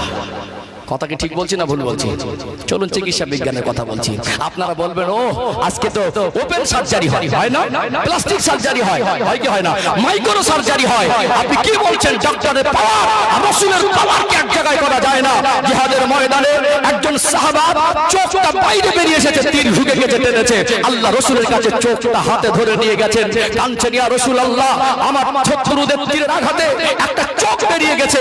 আমার রাসূল সর্বকালের সর্বযুগের সর্বশেষ মহামানব, তার নুরানি হাত দিয়ে ওই চক্ষু মোবারকটা নিয়ে আমার রাসূল চোখের জায়গায় লাগিয়ে দিয়েছেন। সাহাবা হুজুর যতদিন বেঁচে ছিলেন অন্য চোখে সামান্য ইফেক্ট মনে করলো, ওই চোখটাকে সারা জীবনের জন্য সুস্থ পেয়েছিলেন। জোরে বলুন, জোরে বলা যাবে না, জোরে বলা যাবে না।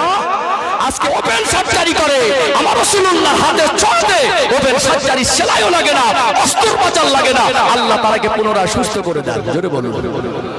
আপনি পৃথিবীর সেরা চিকিৎসক বলছেন, আয়ুর্বেদিক চিকিৎসকের দেখাবেন, হোমিওপ্যাথি চিকিৎসককে দেখাবেন। আল্লাহর হাবিবকে দিয়ে যখন আবু বকর সিদ্দিক রাদিয়াল্লাহু আনহু ওই গারে সরের পাহাড়ের গুহার মধ্যে আশ্রয় নিয়েছিলেন, সাইয়েদনা হযরত আবু বকর হুজুরের পায়ে বিষাক্ত সাপে দংশন করলো। সাপের বিষে হযরত আবু বকর সিদ্দিক রাদিয়াল্লাহু আনহুর শরীর মোবারকটা কালার চেঞ্জ পরিবর্তন হয়ে গেল, নীলাকার হয়ে গেল। আল্লাহ রাসূলের নূরানি মাথা মোবারক রেখে ক্লান্ত শ্রান্ত শরীর নিয়ে আবু বকর হুজুরের কোলের উপরে ঘুমাচ্ছিলেন, সাপটা বারবার দংশন করছিলেন। তিনি বলছিলেন যে সাপটা, আল্লাহ রাসূল ঘুমাচ্ছেন, সাপে কামড়াচ্ছে, আমি বুঝতে পারছি কোনো বিষাক্ত জিনিসের দংশন করছে আমাকে, আমি রাসূলকে ডাকলে রাসূলের ঘুমের ব্যাঘাত হবে। আমার রাসূলকে জাগালেন না, কিন্তু একটা সময় ধৈর্য সীমা পার হয়ে গিয়ে দুটা নয়ন থেকে টপ টপ করে 2 ফোঁটা গরম পানির টুসা আল্লাহ রাসূলের চেহারা মোবারকে পড়ার সাথে সাথে আমার নবী নুরানি চক্ষু মেলে বললেন, আবু বকর তোমার চেহারা কেন পরিবর্তন, চোখ থেকে টপ টপ করে কেন পানি ঝরে? হযরত আবু বকর সিদ্দিক রাদিয়াল্লাহু আনহু বললেন, ইয়া রাসূলুল্লাহ মনে হয় আমাকে কোন পাহাড়ি বিষাক্ত কোন সাপে দংশন করছে আমার পায়ে, ছিদ্রগুলোকে আমি সব আমার কাছে পাগড়ি আর চাদর মোবারক ছিল ছিঁড়ে ছিঁড়ে বন্ধ করে দিয়েছি। ইয়া রাসূলুল্লাহ হাবিবাল্লাহ একটা অবশিষ্ট ছিদ্র দেখেছি, আমি জানি আপনি আল্লাহর হাবিব, আল্লাহ আপনাকে কুল কায়নাতে সৃষ্টি করেছেন, আপনাকে আঘাত করবে এই চিন্তায় নয়, আপনার আরামের ব্যাঘাত ঘটবে এই চিন্তা করে আমি আমার কদম মোবারক দিয়েছি, অবশিষ্ট বাকি ছিদ্রটাকে পা দিয়ে চাপা দিয়ে রেখেছে। আমার মনে হয় কোন বিষাক্ত পাহাড়ি সাপে আমার পায়ে দংশন করছে। আল্লাহর নবী উঠে বলতেন, আবু বকর আমাকে কেন ডাকলে না, আমাকে কেন জাগালে না, বাবা কোথায় কামড়েছে একটু দেখাও। আল্লাহর নবী নুরানি জবান থেকে একটু লালা মোবারক নিয়ে লাগিয়ে দেওয়ার সাথে সাথে আমার আল্লাহ আমার রাসূলের থুতু মোবারকে ওই সাপের বিষটাকে পানি করে দিয়েছিলেন। জোরে বলো, জোরে বলা যাবে না? নারে তাকবীর, নারে তাকবীর। আল্লাহ রসুলকে আল্লাহ পৃথিবীর সেরা শিক্ষক করেনি, সেরা শিক্ষক করেনি, সেরা ডক্টর করেনি। চলুন আজকে বিজ্ঞানকে একটু কথা বলতে হবে, কারণ আজকে অনেক উন্নত রকেট দেখছেন তো, মঙ্গল গ্রহে চাঁদে যাচ্ছে তো, আপনার মগজ ওখানে 3 চরকি খেয়ে গেছে যে আল্লাহ নবী তো স্কুল কলেজেই পড়িনি, তাহলে নবীকে এরা নেতা বলে কেন মানবে? একটুখানি ক্লিয়ার করি ইনশাআল্লাহ। বুঝতে পারছেন আলোচনা? অসুবিধা হচ্ছে নাকি? অজের অনেক রকম কোয়ালিটি আছে, ঘটনা বলা সহজ, 2 ঘন্টা করতে গেলে কমের উপরে 200 ঘন্টা পড়াশোনা করলে ভালো হয়। চলুন আর একটু ক্লিয়ার করে আর একটু পরিষ্কার হবে ইনশাআল্লাহ। ও ভাইজানেরা, সোনার মানিক যুবকেরা, আব্বারা মায়েরা, আল্লাহ দয়াময় আমার আপনার নবীকে দুনিয়া শিক্ষালয় বিদ্যালয়ে পঠন পাঠন করায়নি, এরও যথেষ্ট কারণ আছে না নেই? আমার আল্লাহ মক্কার জমিনে না পাঠিয়ে আজ থেকে 1400 বছর আগে পৃথিবীর জমিনে যে দেশে যে রাষ্ট্রে যে এরিয়ার মধ্যে সবথেকে উন্নত শিক্ষা ব্যবস্থা ছিল, আমার রাসূলুল্লাহকে সেই দেশে সেই জায়গায় পাঠিয়ে সেই উন্নত শিক্ষা ব্যবস্থা আমার রাসূলকে গ্রহণ করাতে পারতেন কি পারতেন না? কিন্তু আমার আল্লাহ আমার রাসূলকে দুনিয়ার শিক্ষায়, সে দুনিয়ার শিক্ষালয়ের বিদ্যালয়ের শিক্ষা এই জন্য গ্রহণ করায়নি। চলুন কয়েকটা কারণ তুলে ধরি। আল্লাহ পাক তানার সৃষ্টি জগতের মধ্যে আমার রাসূলকে সব থেকে বেশি ভালোবাসেন। জোরে বলুন সুবহানাল্লাহ।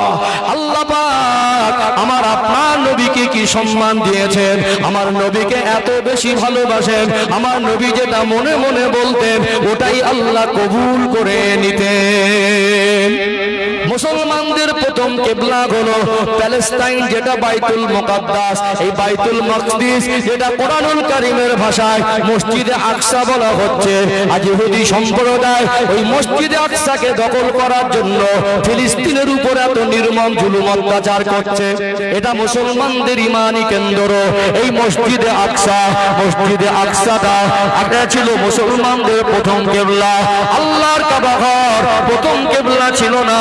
নবী আমার হিজরত করে মদিনায় যাওয়ার পরে আল্লাহ নবী একটা গোত্রের কবিলার মধ্যে গিয়েছিলেন। ওই জায়গায় আল্লাহ নবী জোহর অথবা আসরের ওয়াক্তে নামাজের নিয়ত করলেন। যেহেতু নামাজটা ফরজ, 2 রাকাত নামাজ হলো, নবী আমার মনে মনে করতে লাগলেন আল্লাহ পাক ওই মসজিদে আকসাকে যদি কাবা না বানিয়ে, আপনার কাবা মসজিদে আকসাকে যদি কিবলা না বানিয়ে আমি রাসূল আমার আর আমার উম্মতের জন্য যদি আপনার পবিত্র কাবাকে কিবলা বানিয়ে দিতেন, আমি রাসূলুল্লাহ খুশি হয়ে যেতাম। নামাজের মধ্যে আল্লাহর কাছে শুধু এই কামনাটা করেছেন। আমার আল্লাহ সঙ্গে সঙ্গে ডাক দিলেন, ও হযরত জিবরাইল, জান জান, কোরআনুল কারীমের আয়াত নিয়ে চলে যান। আমার রাসূলুল্লাহ নামাজে রত, তিনি ইমাম হয়ে নামাজ পড়াচ্ছেন। এমত অবস্থায় কোরআনুল কারীমের আয়াত আমার নবীর উপরে নাজিল হয়ে গেল। কদ নারা তাকাল্লুবা ওয়াজহিকা ফিস সামা ফালানুআল্লিয়ান্নাকা কিবলাতান তারদাহা ফাওয়াল্লি ওয়াজহাকা শাতরাল মাসজিদিল হারাম কদ নারা তাকাল্লুবা ওয়াজহিকা ফিস সামা। আমার হাবিবে প্যারা, আপনি বারবার আসমানের দিকে তাকাচ্ছেন। কদ নারা তাকাল্লুবা ওয়াজহিকা ফিস সামা ফালানুআল্লিয়ান্নাকা কিবলাতান তারদাহা। আপনার মনে হচ্ছে কিবলাটা যদি পরিবর্তন করে দিতাম, যদি আল্লাহর কাবা ঘর হতো, ফাওয়াল্লি ওয়াজহাকা শাতরাল মাসজিদিল হারাম, আমি আল্লাহ আপনার মনের আশাকে পূরণ করে দিলাম। আমি আল্লাহ থেকে কিবলা পরিবর্তন করে দিলাম। আপনি আপনার ওই পবিত্র চেহারা মোবারকটাকে আপনি মসজিদে আকসার দিক থেকে ঘুরিয়ে ফাওয়াল্লি ওয়াজহাকা শাতরাল মাসজিদিল হারাম, পবিত্র কাবা বাইতুল্লাহ দিকে ঘুরিয়ে নেন। 2 রাকাত নামাজ পড়ে আল্লাহ নবী হঠাৎ সরাসরি উল্টো কিবলার দিকে ঘুরে গিয়েছিলেন। আমার নবীকে আল্লাহ যে পরিমাণ ভালোবাসেন, নবী যেটা মনে মনে করতেন, আমার আল্লাহ আমার রাসূলকে ওটাই দান করে দিতেন। জোরে বলেন না, নবীর কি সম্মান। আল্লাহ নবী মেরাজের রাতে ওই বাইতুল মুকাদ্দাসে গেলেন। সমস্ত নবীদের সঙ্গে মোলাকাত হয়ে গেল। এমন সময় আল্লাহর তরফ থেকে হুকুম আসলো, ও হযরতে ফেরেশতা জিবরাইল, আপনি আযান দেন। আযান হয়ে গেল। 2 রাকাত শুকরিয়ার নামাজ হবে। সমস্ত নবী রাসূল এক জায়গায়, কে ইমামতি করবেন? এত নবীরা এক জায়গায় হয়েছেন। অনেক নবীদের মধ্যে মনে মনে করছেন সকলের আদি পিতা আদম আলাইহিস সালাম হয়তো ইমাম হবেন, কেউ মনে মনে করছেন মুসা আলাইহিস সালাম তিনি আল্লাহর সঙ্গে কথা বলেছেন, তিনি হয়তো ইমাম হবেন।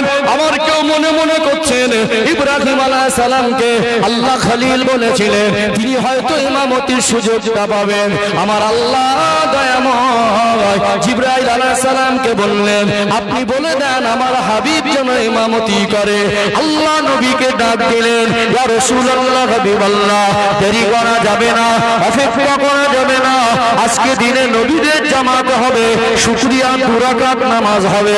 আজকে দিনে কে ইমাম হবে? আমার আল্লাহ দয়াময় আজকে দিনে আপনাকে আমার আল্লাহ ইমাম নিযুক্ত করেছে। জোরে বলেন না। নবী ইমামতি করে সমস্ত নবীদের নিয়ে নামাজ আদায় করলেন। আমার নবী হলেন নবীদের ইমাম, এই জন্য একটা লকাব হলো ইমামুল আম্বিয়া। আল্লাহ আমার হাবিবকে কি ভালোবাসেন, সেই নবীকে কেন স্কুল কলেজে পড়াইনি? আল্লাহ এর ভিতরে মানুষ জাতির শিক্ষা রেখেছেন না রাখেননি? কি ভালোবাসেন বুঝতে পারছেন তো? নবী হলেন নবীদের ইমাম, সর্বোচ্চ সম্মান। আল্লাহ দিদার দিলেন, আল্লাহ আজ পর্যন্ত কাউকেই দেখা দেননি আমার নবীকে ছাড়া। সেই নবীকে আল্লাহ স্কুল কলেজে না পড়ানোর যথেষ্ট কারণ আছে। খুব গভীরভাবে বুঝুন, ঈমান আমল বৃদ্ধি হবে। আজকে চিকিৎসা বিজ্ঞানের আবিষ্কার দেখে অবাক হচ্ছেন, কিন্তু হাদিস নিয়ে গবেষণা করবেন। আমার রাসূলুল্লাহর কিয়ামতের আলামতের ভবিষ্যৎবাণী নিয়ে গবেষণা যদি করেন, আমার নবীর থেকে যে বড় বৈজ্ঞানিক কিয়ামত পর্যন্ত জন্ম নেবে না, এটা আপনার কাছে পরিষ্কার হয়ে যাবে। আল্লাহ পাক আমার রাসূলকে স্কুল কলেজে এই জন্য পড়ায় নাই। আমাদের ছোটবেলার চিত্ররা যখন পড়াশোনা করতাম, মাস্টারের কাছে গেছি, প্রাইভেটে গেছি, কখনো পড়া হয়নি, মাস্টার মশাই ধমক দিয়েছে না দেয় নাই, কখনো পড়া মুখস্থ হয়নি। আমাদের স্যারেরা বলেছে কান ধরে উঠবোস করো, একজনকে বলেছে একটু কানটা ধরে মলে দাও। আল্লাহর প্রিয় হাবিবকে কেউ ধমক দেবে, আল্লাহ রাসূলকে কেউ চোখ দেখাবে, আল্লাহ নবীকে কেউ কৈফিয়ত করে বলবে কেন তোমার পড়া হয়নি। আমার আল্লাহ এটা পছন্দ করেননি। বরং দুনিয়ার কোন মানুষ আমার রাসূলের শিক্ষক নয়, আমার নবীর শিক্ষক হলেন স্বয়ং আমার আল্লাহ। জোরে বলেন না। ও ভাই জানেরা, সোনার মানিক যুবকেরা, আব্বারা মায়েরা, চলুন আর একটা তথ্য তুলে দেয়। শিক্ষা গুরুকে সম্মান করতে হয় কি হয় না? ছোটবেলায় 1 ক্লাসে কিশলয় পাঠটা, আতা গাছে তোতা পাখির পদ্যটা যে মাস্টার মশাইয়ের কাছে পড়েছিল, ওটা প্রাইমারি স্কুলের একটা টিচার, নরমাল হেড টিচারও নয়। আজকে সেই ছাত্রটা আজকে সুপ্রিম কোর্টে যদি বিচারপতি হয়, এই চাকরির থেকে ওই চাকরির মান যত বেশি হোক, শিক্ষা গুরুকে সম্মান করতে হয় কি হয় না? অন্তত সৌজন্যমূলক আচরণ। স্যার আপনি ভালো আছেন, দুনিয়ায় কোন শিক্ষককে অপমান করা সুশিক্ষা হতে পারে না। আল্লাহর হাবিব যদি কারোর কাছে পড়তেন, তাহলে শিক্ষা গুরুকে বলে শিক্ষা গুরুকে শিক্ষক বলে মানতে হতো। আল্লাহ পাক চান না তার হাবিবের দুনিয়ায় কোন শিক্ষক থাক, বরং আল্লাহ নিজে শিক্ষক হয়ে আমার নবীকে আমার আল্লাহ পৃথিবীর সমস্ত মানুষের ছাত্র বানিয়ে আমার রাসূলকে আল্লাহ মানুষ্য জাতির শিক্ষক বানিয়ে দিয়েছে। ও ভাই জানেরা, সোনার মানিক যুবকেরা, আব্বারা মায়েরা, আরেকটু পরিষ্কার করে দেয়, দেখবেন মাঝে মাঝে যখন ছাত্রটা সমাজে প্রতিষ্ঠিত হয়, বড় পদে চাকরি পায়, শিক্ষকরা গর্ব করে বলে আমার ছাত্র, বলে না ওটা আমার ছাত্র। আল্লাহ রাসূলকে কেউ নিয়ে গর্ব করে বলবো ছাত্র, এই সুযোগ আল্লাহ কাউকে দেয়নি। কেউ না কেউ প্রশ্ন তুলতো, তো একজনের ছাত্রই ছিল। পৃথিবীর মানুষ আজ অবাক হয়ে যাচ্ছে, স্কুল কলেজে ইউনিভার্সিটিতে বিদ্যালয় শিক্ষালয় যায়নি, কিন্তু তিনি যে কথা বলেছেন তার কথাটা আমাদের কথাটা সাধারণ কথা, তার কথাটা হাদিস শরীফ। জোরে বলুন। এক সময় গবেষকরা বলেছিল বাঁদর থেকে মানুষ, বলিনি? একটু হ্যাঁ হুদান না বলিনি? পরবর্তী সময়ে সেটা মিথ্যা প্রমাণ হলো।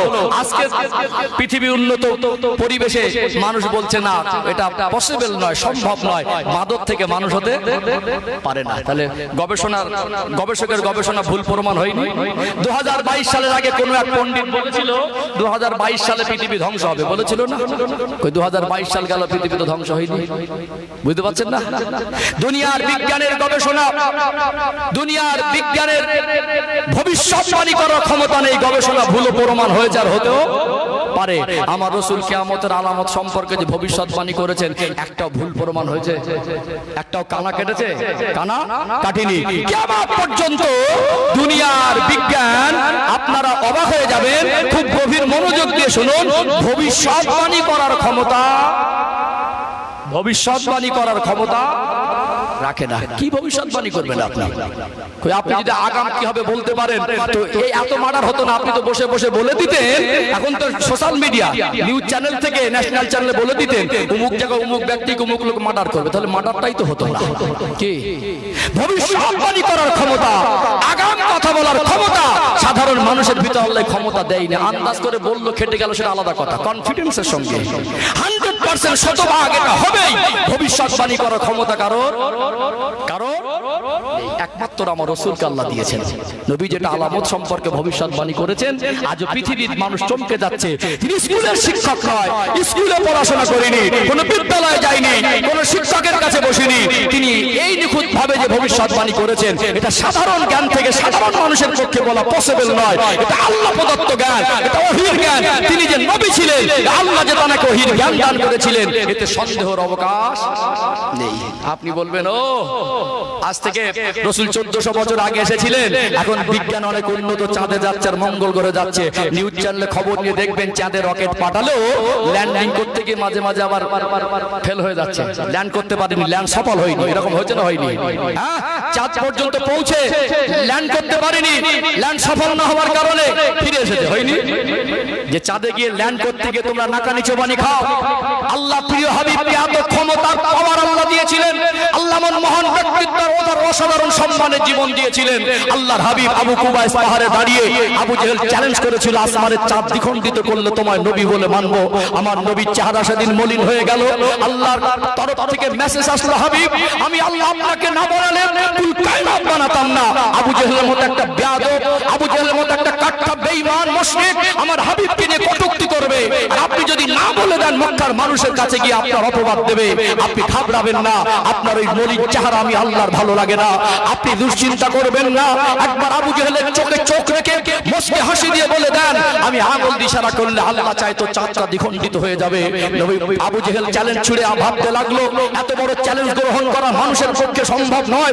তো আবু জেহেল যেই বলেছে, মনে করেছিলেন যে এত বড় চ্যালেঞ্জ দিয়েছি, বুদ্ধি কোষে মনে ছিল আজকে এই বুদ্ধির জালে এমন ভাবে ফেসে যাবে, বার হবার পথ থাকবে না। আল্লাহর হাবিব মুস্কি হেসে বলেছিলেন, আপনি কথা দেন যদি চাঁদ দ্বিখণ্ডিত হয় মুসলমান হবেন? বলেছিল হ্যাঁ মুসলমান হব। আল্লাহর নবী মুস্কি হেসে বলেছিলেন, সময় দেন আর লোক জড়ো করেন, চাঁদ দ্বিখণ্ডিত হয়ে যাবে। জোরে বলুন। দুনিয়ার বিজ্ঞান চাঁদে চন্দ্রযান পাঠিয়ে ল্যান্ড করতে গিয়ে ব্যর্থ হচ্ছে, নাকানি চোবানি খাচ্ছে, কখনো ফিরে আসছে। আল্লাহর হাবিব আবু কুবাইস পাহাড়ে দাঁড়িয়ে পূর্ণিমার রাতে তার নুরানি আঙুল দিয়ে একবার ইশারা করেছেন। আল্লাহ রাসূলের আঙুলের ইশারায় আসমানের চাঁদটা দ্বিখণ্ডিত করে দিয়েছে। জোরে বলুন। জোরে বলা যায় না? জোরে বলা যায় না? নারে তাকবীর, নারে তাকবীর। তুমি দুনিয়ার বিজ্ঞানের আবিষ্কারকে ধন্যবাদ দেই। আমার দেশের কোন বৈজ্ঞানিক যদি ভীষণ কিছু একটা অসাধারণ কিছু আবিষ্কার করে, সেটা আজকে আমার দেশের মানটা বিশ্বের দরবারে উঁচু হয়, আমি দেশবাসী হিসেবে গর্ববোধ করতে পারি। কোন মানুষের আবিষ্কারকে ছোট করা উদ্দেশ্য নয়। আমি বলতে পারি বিজ্ঞানের পাওয়ার আর রাসূলের পাওয়ার কোনোদিন এক নয়। বিজ্ঞান যাই কিছু আবিষ্কার করো, রাসূল আজ থেকে 1400 বছর আগে যে পাওয়ার গুলো দেখিয়েছেন, কিয়ামত পর্যন্ত বিজ্ঞান সেটা পারবে না। বিজ্ঞানের দৌড় প্রথম আসমান যেতে বলেন তো, এক আসমান থেকে আর এক আসমানের দূরত্ব আজ গবেষকরা বলছে 500 বছরের সমান রাস্তা। আল্লাহর হাবিবকে আল্লাহ 7 আসমানের জ্ঞান শুধু দিয়েছেন এমন নয়, সচক্ষে দেখিয়েছেন, ভ্রমণও করিয়েছেন। জোরে বলুন। একটা গ্রহ যেতে গিয়ে, একটা উপগ্রহ পৌঁছাতে গিয়ে কয়েক বছর সময় লেগে যাচ্ছে। আল্লাহর হাবিবকে এক রাতের মধ্যে আল্লাহ পাক 7 আসমান, আল্লাহর আরশ, আল্লাহর ঢাকার যে স্থান, আমার আল্লাহ সরাসরি আল্লাহর দরবারে বসিয়ে দেখাও দিয়েছেন, কথাও বলেছেন। জোরে বলুন। এখন কিছু নির্বোধ অসহায় অপদার্থ বেয়াদব বলতে বলতে বলে নবী আমাদের মতো। তোমার মতো অপদার্থ নবীর ভালোবাসার উম্মত নয়, তুমি একটা চরম বেয়াদব। বেয়াদব কোনোদিন নবীর আশিক হয় না, আদব না থাকলে নবীর ভালোবাসা অর্জন হয় না। তুমি জানো না, আলাদা কথা। নবীর সম্পর্কে মন্তব্য করছো কোন লজ্জায়? নবীর জীবন স্টাডি করো, পড়াশোনা করো, গবেষণা করো, যত পড়বে, যত স্টাডি করবে, গবেষণা করবে, আমার নবীর জীবনই তোমাকে নত করে দেবে। আলোচনা অসুবিধা হচ্ছে নাকি? আলোচনা বুঝতে পারছেন? চলুন আর একটু তথ্য দেই, আর একটু তথ্য দেই। আজকে আপনি কি কি তথ্য দেখাচ্ছেন? আমার রাসূলের থেকে বড় বৈজ্ঞানিক আল্লাহ পৃথিবীতে কাউকে করবেন না। সব নবীকে আল্লাহ যা মুজিজা দিয়েছিলেন, আমার নবীকে আল্লাহ একাকে তার থেকে বেশি দিয়েছেন। জোরে বলবেন না? জোরে বলা যায় না?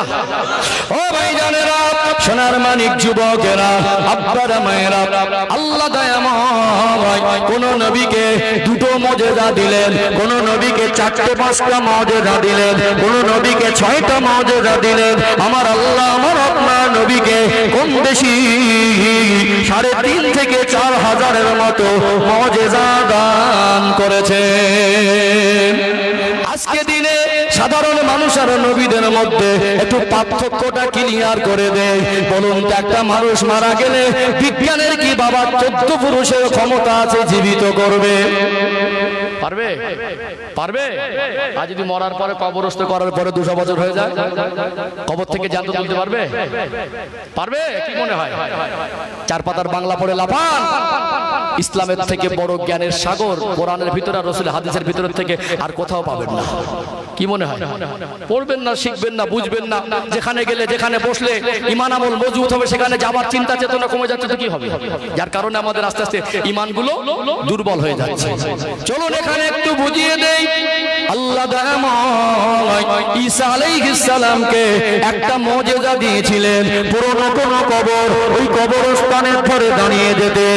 কুম বিইজনিল্লাহ বলার সাথে সাথে 1,000 2,000 বছরের পুরনো কবর, 200-500 বছরের পুরনো কবর, ঈসা আলাইহিস সালাম কুম বিইজনিল্লাহ বলার সাথে সাথে আমার আল্লাহ ওই কবরবাসীকে জীবিত জিন্দা করে দাঁড় করিয়ে দিলেন। জোরে বলেন না? কথা মনে বুঝতে পারছেন না? বিজ্ঞানের পাওয়ার বেশি না নবীর পাওয়ার বেশি? তুলনা করাটাও বেয়াদবি হবে। দুনিয়ার মানুষের গবেষণা সাধারণ, দুনিয়ার মানুষের জ্ঞান সাধারণ, আল্লাহ রাসূলদের জ্ঞান দেন, ওহীর জ্ঞান ওটা অসাধারণ। জোরে বলুন। পৃথিবীর চিকিৎসা বিজ্ঞান অবাক হয়ে যাচ্ছেন, সাধারণ কোনো মানুষ নয়। আমার নবী আল্লাহর পক্ষ থেকে এমন এক রহমত, এমন এক নিয়ামত, আল্লাহ আমার রাসূলকে পৃথিবীর মানুষের জন্য শিক্ষক আর বিশ্ববাসীর জন্য রহমত করেছেন। কিয়ামত পর্যন্ত নবীর থেকে জ্ঞান, বড় জ্ঞানী, বড় গুণী, বড় পবিত্র, এমন মহান জীবন আল্লাহ আর কাউকে দেবেন না, আর কাউকে আল্লাহ দেবেন না। কিয়ামত পর্যন্ত পসিবলই নয়। মানুষ যতই চেষ্টা করুক, নবীর জ্ঞানের ঊর্ধ্বে যাওয়ার ক্ষমতা যদি সাধারণ মানুষ টপকে যায়, তাহলে তাকে নবী বলে, নেতা বলে মানতে তো দৃশ্যবোধ হবে। একজন 2 ক্লাসের ছাত্রকে একজন এমবিবিএস ডক্টর তাকে শিক্ষক বলে মানতে পারবে? মানতে পারবে কি? একজন 2 ক্লাসের ছাত্রকে এমবিবিএস ডক্টর কি ছাত্র বলে মানবে? বরং একজন ত্বক ডাক্তার এমবিবিএস ডক্টরকে গুরু বলে মানতে পারে। একজন এমবিবিএস ডক্টর একটা সাধারণ ত্বক ডাক্তারকে গুরু বলে মানতে পারে না। আল্লাহ পাক আমার হাবিবকে সেই রকম পর্যায়ের সম্মান, জীবন, ব্যক্তিত্ব, সেই রকম জ্ঞান দিয়েছিলেন। নবীদের জ্ঞান হলো কিসের জ্ঞান? ওহীর জ্ঞান। 1 নম্বর নবীদের চরিত্র পবিত্র, 2 নম্বর হলো নবীদের কাছে আল্লাহ ওহী দেন। নবীদের জ্ঞান আর সাধারণ মানুষের জ্ঞান 1 নম্বর। 3 নম্বর হলো আল্লাহ নবীদেরকে মুজিজা দান করেন। কি দান করেন? মুজিজা। সেই নবীর ভালোবাসা, সেই নবীর আদর্শ, সেই নবীর মহব্বত অন্তরে জায়গা দিতে হবে। নচেত 365 দিন এরকম নবী দিবসে বসেও নবীর সুন্নাত তরিকা যদি আমালে জিন্দেগিতে বাস্তবায়ন না করি, নবীর আদর্শে যদি আদর্শিত না হই, নবীর মহব্বত যদি অন্তরে জায়গা দিতে না পারি, আমরা প্রকৃত পক্ষে সফল আর জান্নাতীর অন্তর্ভুক্ত হতে পারবো না। আল্লাহ আমাদের জীবন পরিবর্তন করার তৌফিক দান করেন, বলেন আল্লাহুম্মা আমিন। আসলে আমার নবীর জীবন এমন এক মধুময় জীবন, অন্য সাধারণ মানুষের জীবনী বলতে গেলে হাতলাতে হয়, কি বলবো আর কোথাতে টেনে আনবো। কিন্তু নবীর জীবন এমন, বাড়িয়ে বলা লাগে না, যেইটুকু আছে ওটা বলে শেষ করা যায় না। দেখছেন কিভাবে টাইম চলে গেল, আমি বুঝতেই পারিনি। আর মনে করি শর্টে করব, কিন্তু এমন এমন প্রসঙ্গ বলতে বলতে বেশি হয়ে যায়। একটু তাকবীর দেন না? আর এই তাকবীর কষ্ট পাচ্ছেন নাকি? একটু কষ্ট হচ্ছে? কার জন্য? রাসূলের জন্য। সাহাবারা কষ্ট করেনি? সাহাবারা কষ্ট করেনি? ও আজকে আমরা একটু পাখার তলায় বসে ঘেমে যাচ্ছি। আমার রাসূলের সঙ্গে প্রখর রৌদ্রে জান কে না পরোয়া করে জান দিয়েছেন, কিন্তু রাসূলুল্লাহর কদমে দিয়েছেন। কথা ঠিক না বেঠিক? একটু কষ্ট করেন, খুব বেশি সময় নেব না, একটু 2-10 মিনিট বলে শেষ করি নাকি? কটা বাজে? 12:30 নাকি? হ্যাঁ 10 মিনিট বলি, 10 মিনিট অসুবিধা হচ্ছে? বলেন না, দোয়া করে দেবো, অসুবিধা নেই। একটু ঝেড়ে ঝুড়ে বলেন, চলবে না বন্ধ করে দেবো। যদি 1টা পর্যন্ত টাইম আছে, 11টা থেকে 1টা, তবে 11টা মানে 12:35 হয়েছে, এখন 25 মিনিট হাতে আছে। 10 মিনিট বলি নাকি? একটা পর্ব বাকি আছে, প্রকৃত ভালোবাসা। প্রকৃত কি ভালোবাসা? আমরা সবার তো দাবি করি ভালোবাসি, কিন্তু প্রকৃত ভালোবাসাটা একটু প্রমাণ করা দরকার আছে। এই ভালোবাসায় কি যথেষ্ট হবে? মুখের দাবিতে কি নাজাত পাবো, না জীবনটাকে পরিবর্তন করে প্রকৃত ভালোবাসা অর্জন করা দরকার আছে? এইটাই ক্লিয়ার হয়ে যাবে। অল্প সময়ের মধ্যে চেষ্টা করব। তার আগে একটু তাকবীর দেন, না এই তাকবীর। এটা কি পাড়া, গ্রামের নাম? মোহাম্মদপুর। তো আমি এর আগে এসেছি, এই মসজিদে হয়তো আসিনি, মোহাম্মদপুর এসেছি কয়েকবার। আমি একটু দরুদ শরীফ না পড়লে আমার রহমত বর্ষণও হয় না, আর মসজিদের হক আদায়ও হয় না। মাঝে মাঝে আমি কোনদিন 2 ঘন্টা বলেই যাই, মাঝে দরুদ শরীফ পড়ার সময় পাই না। তাই কারণ তো খুব ছোট্ট আকারে একটু নবী শানে একটু দরুদ পড়লে আল্লাহ রহমত বর্ষণ হবে। আবার ইনশাআল্লাহ পুনরায় আমাকে ফ্রি মুডে চলে আসবো। একটু তাকবীর দেন, না এই তাকবীর। আর একটু আওয়াজ দেন, না এই তাকবীর। সিলসিলা হক মুজাদ্দিদ জামান হিজবুল্লাহ মোহাম্মদপুর গ্রামবাসী বৃন্দ, এ মাহফিলের কমিটির সাহেবান, বিশ্ব নবী দিবস, নারে তাকবীর, নারে তাকবীর। একবার মহব্বতে দরুদ শরীফ, আল্লাহুম্মা সাল্লি আলা।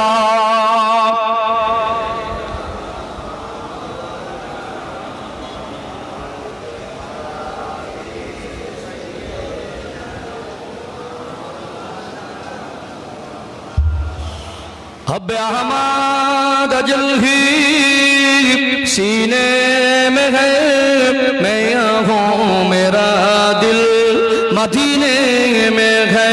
फूल तो फूल काटूं, क्या हुस्न है, लुत्फ जन्नत से बढ़कर मदीने में है। अल्लाहुम्मा सल्ली अला।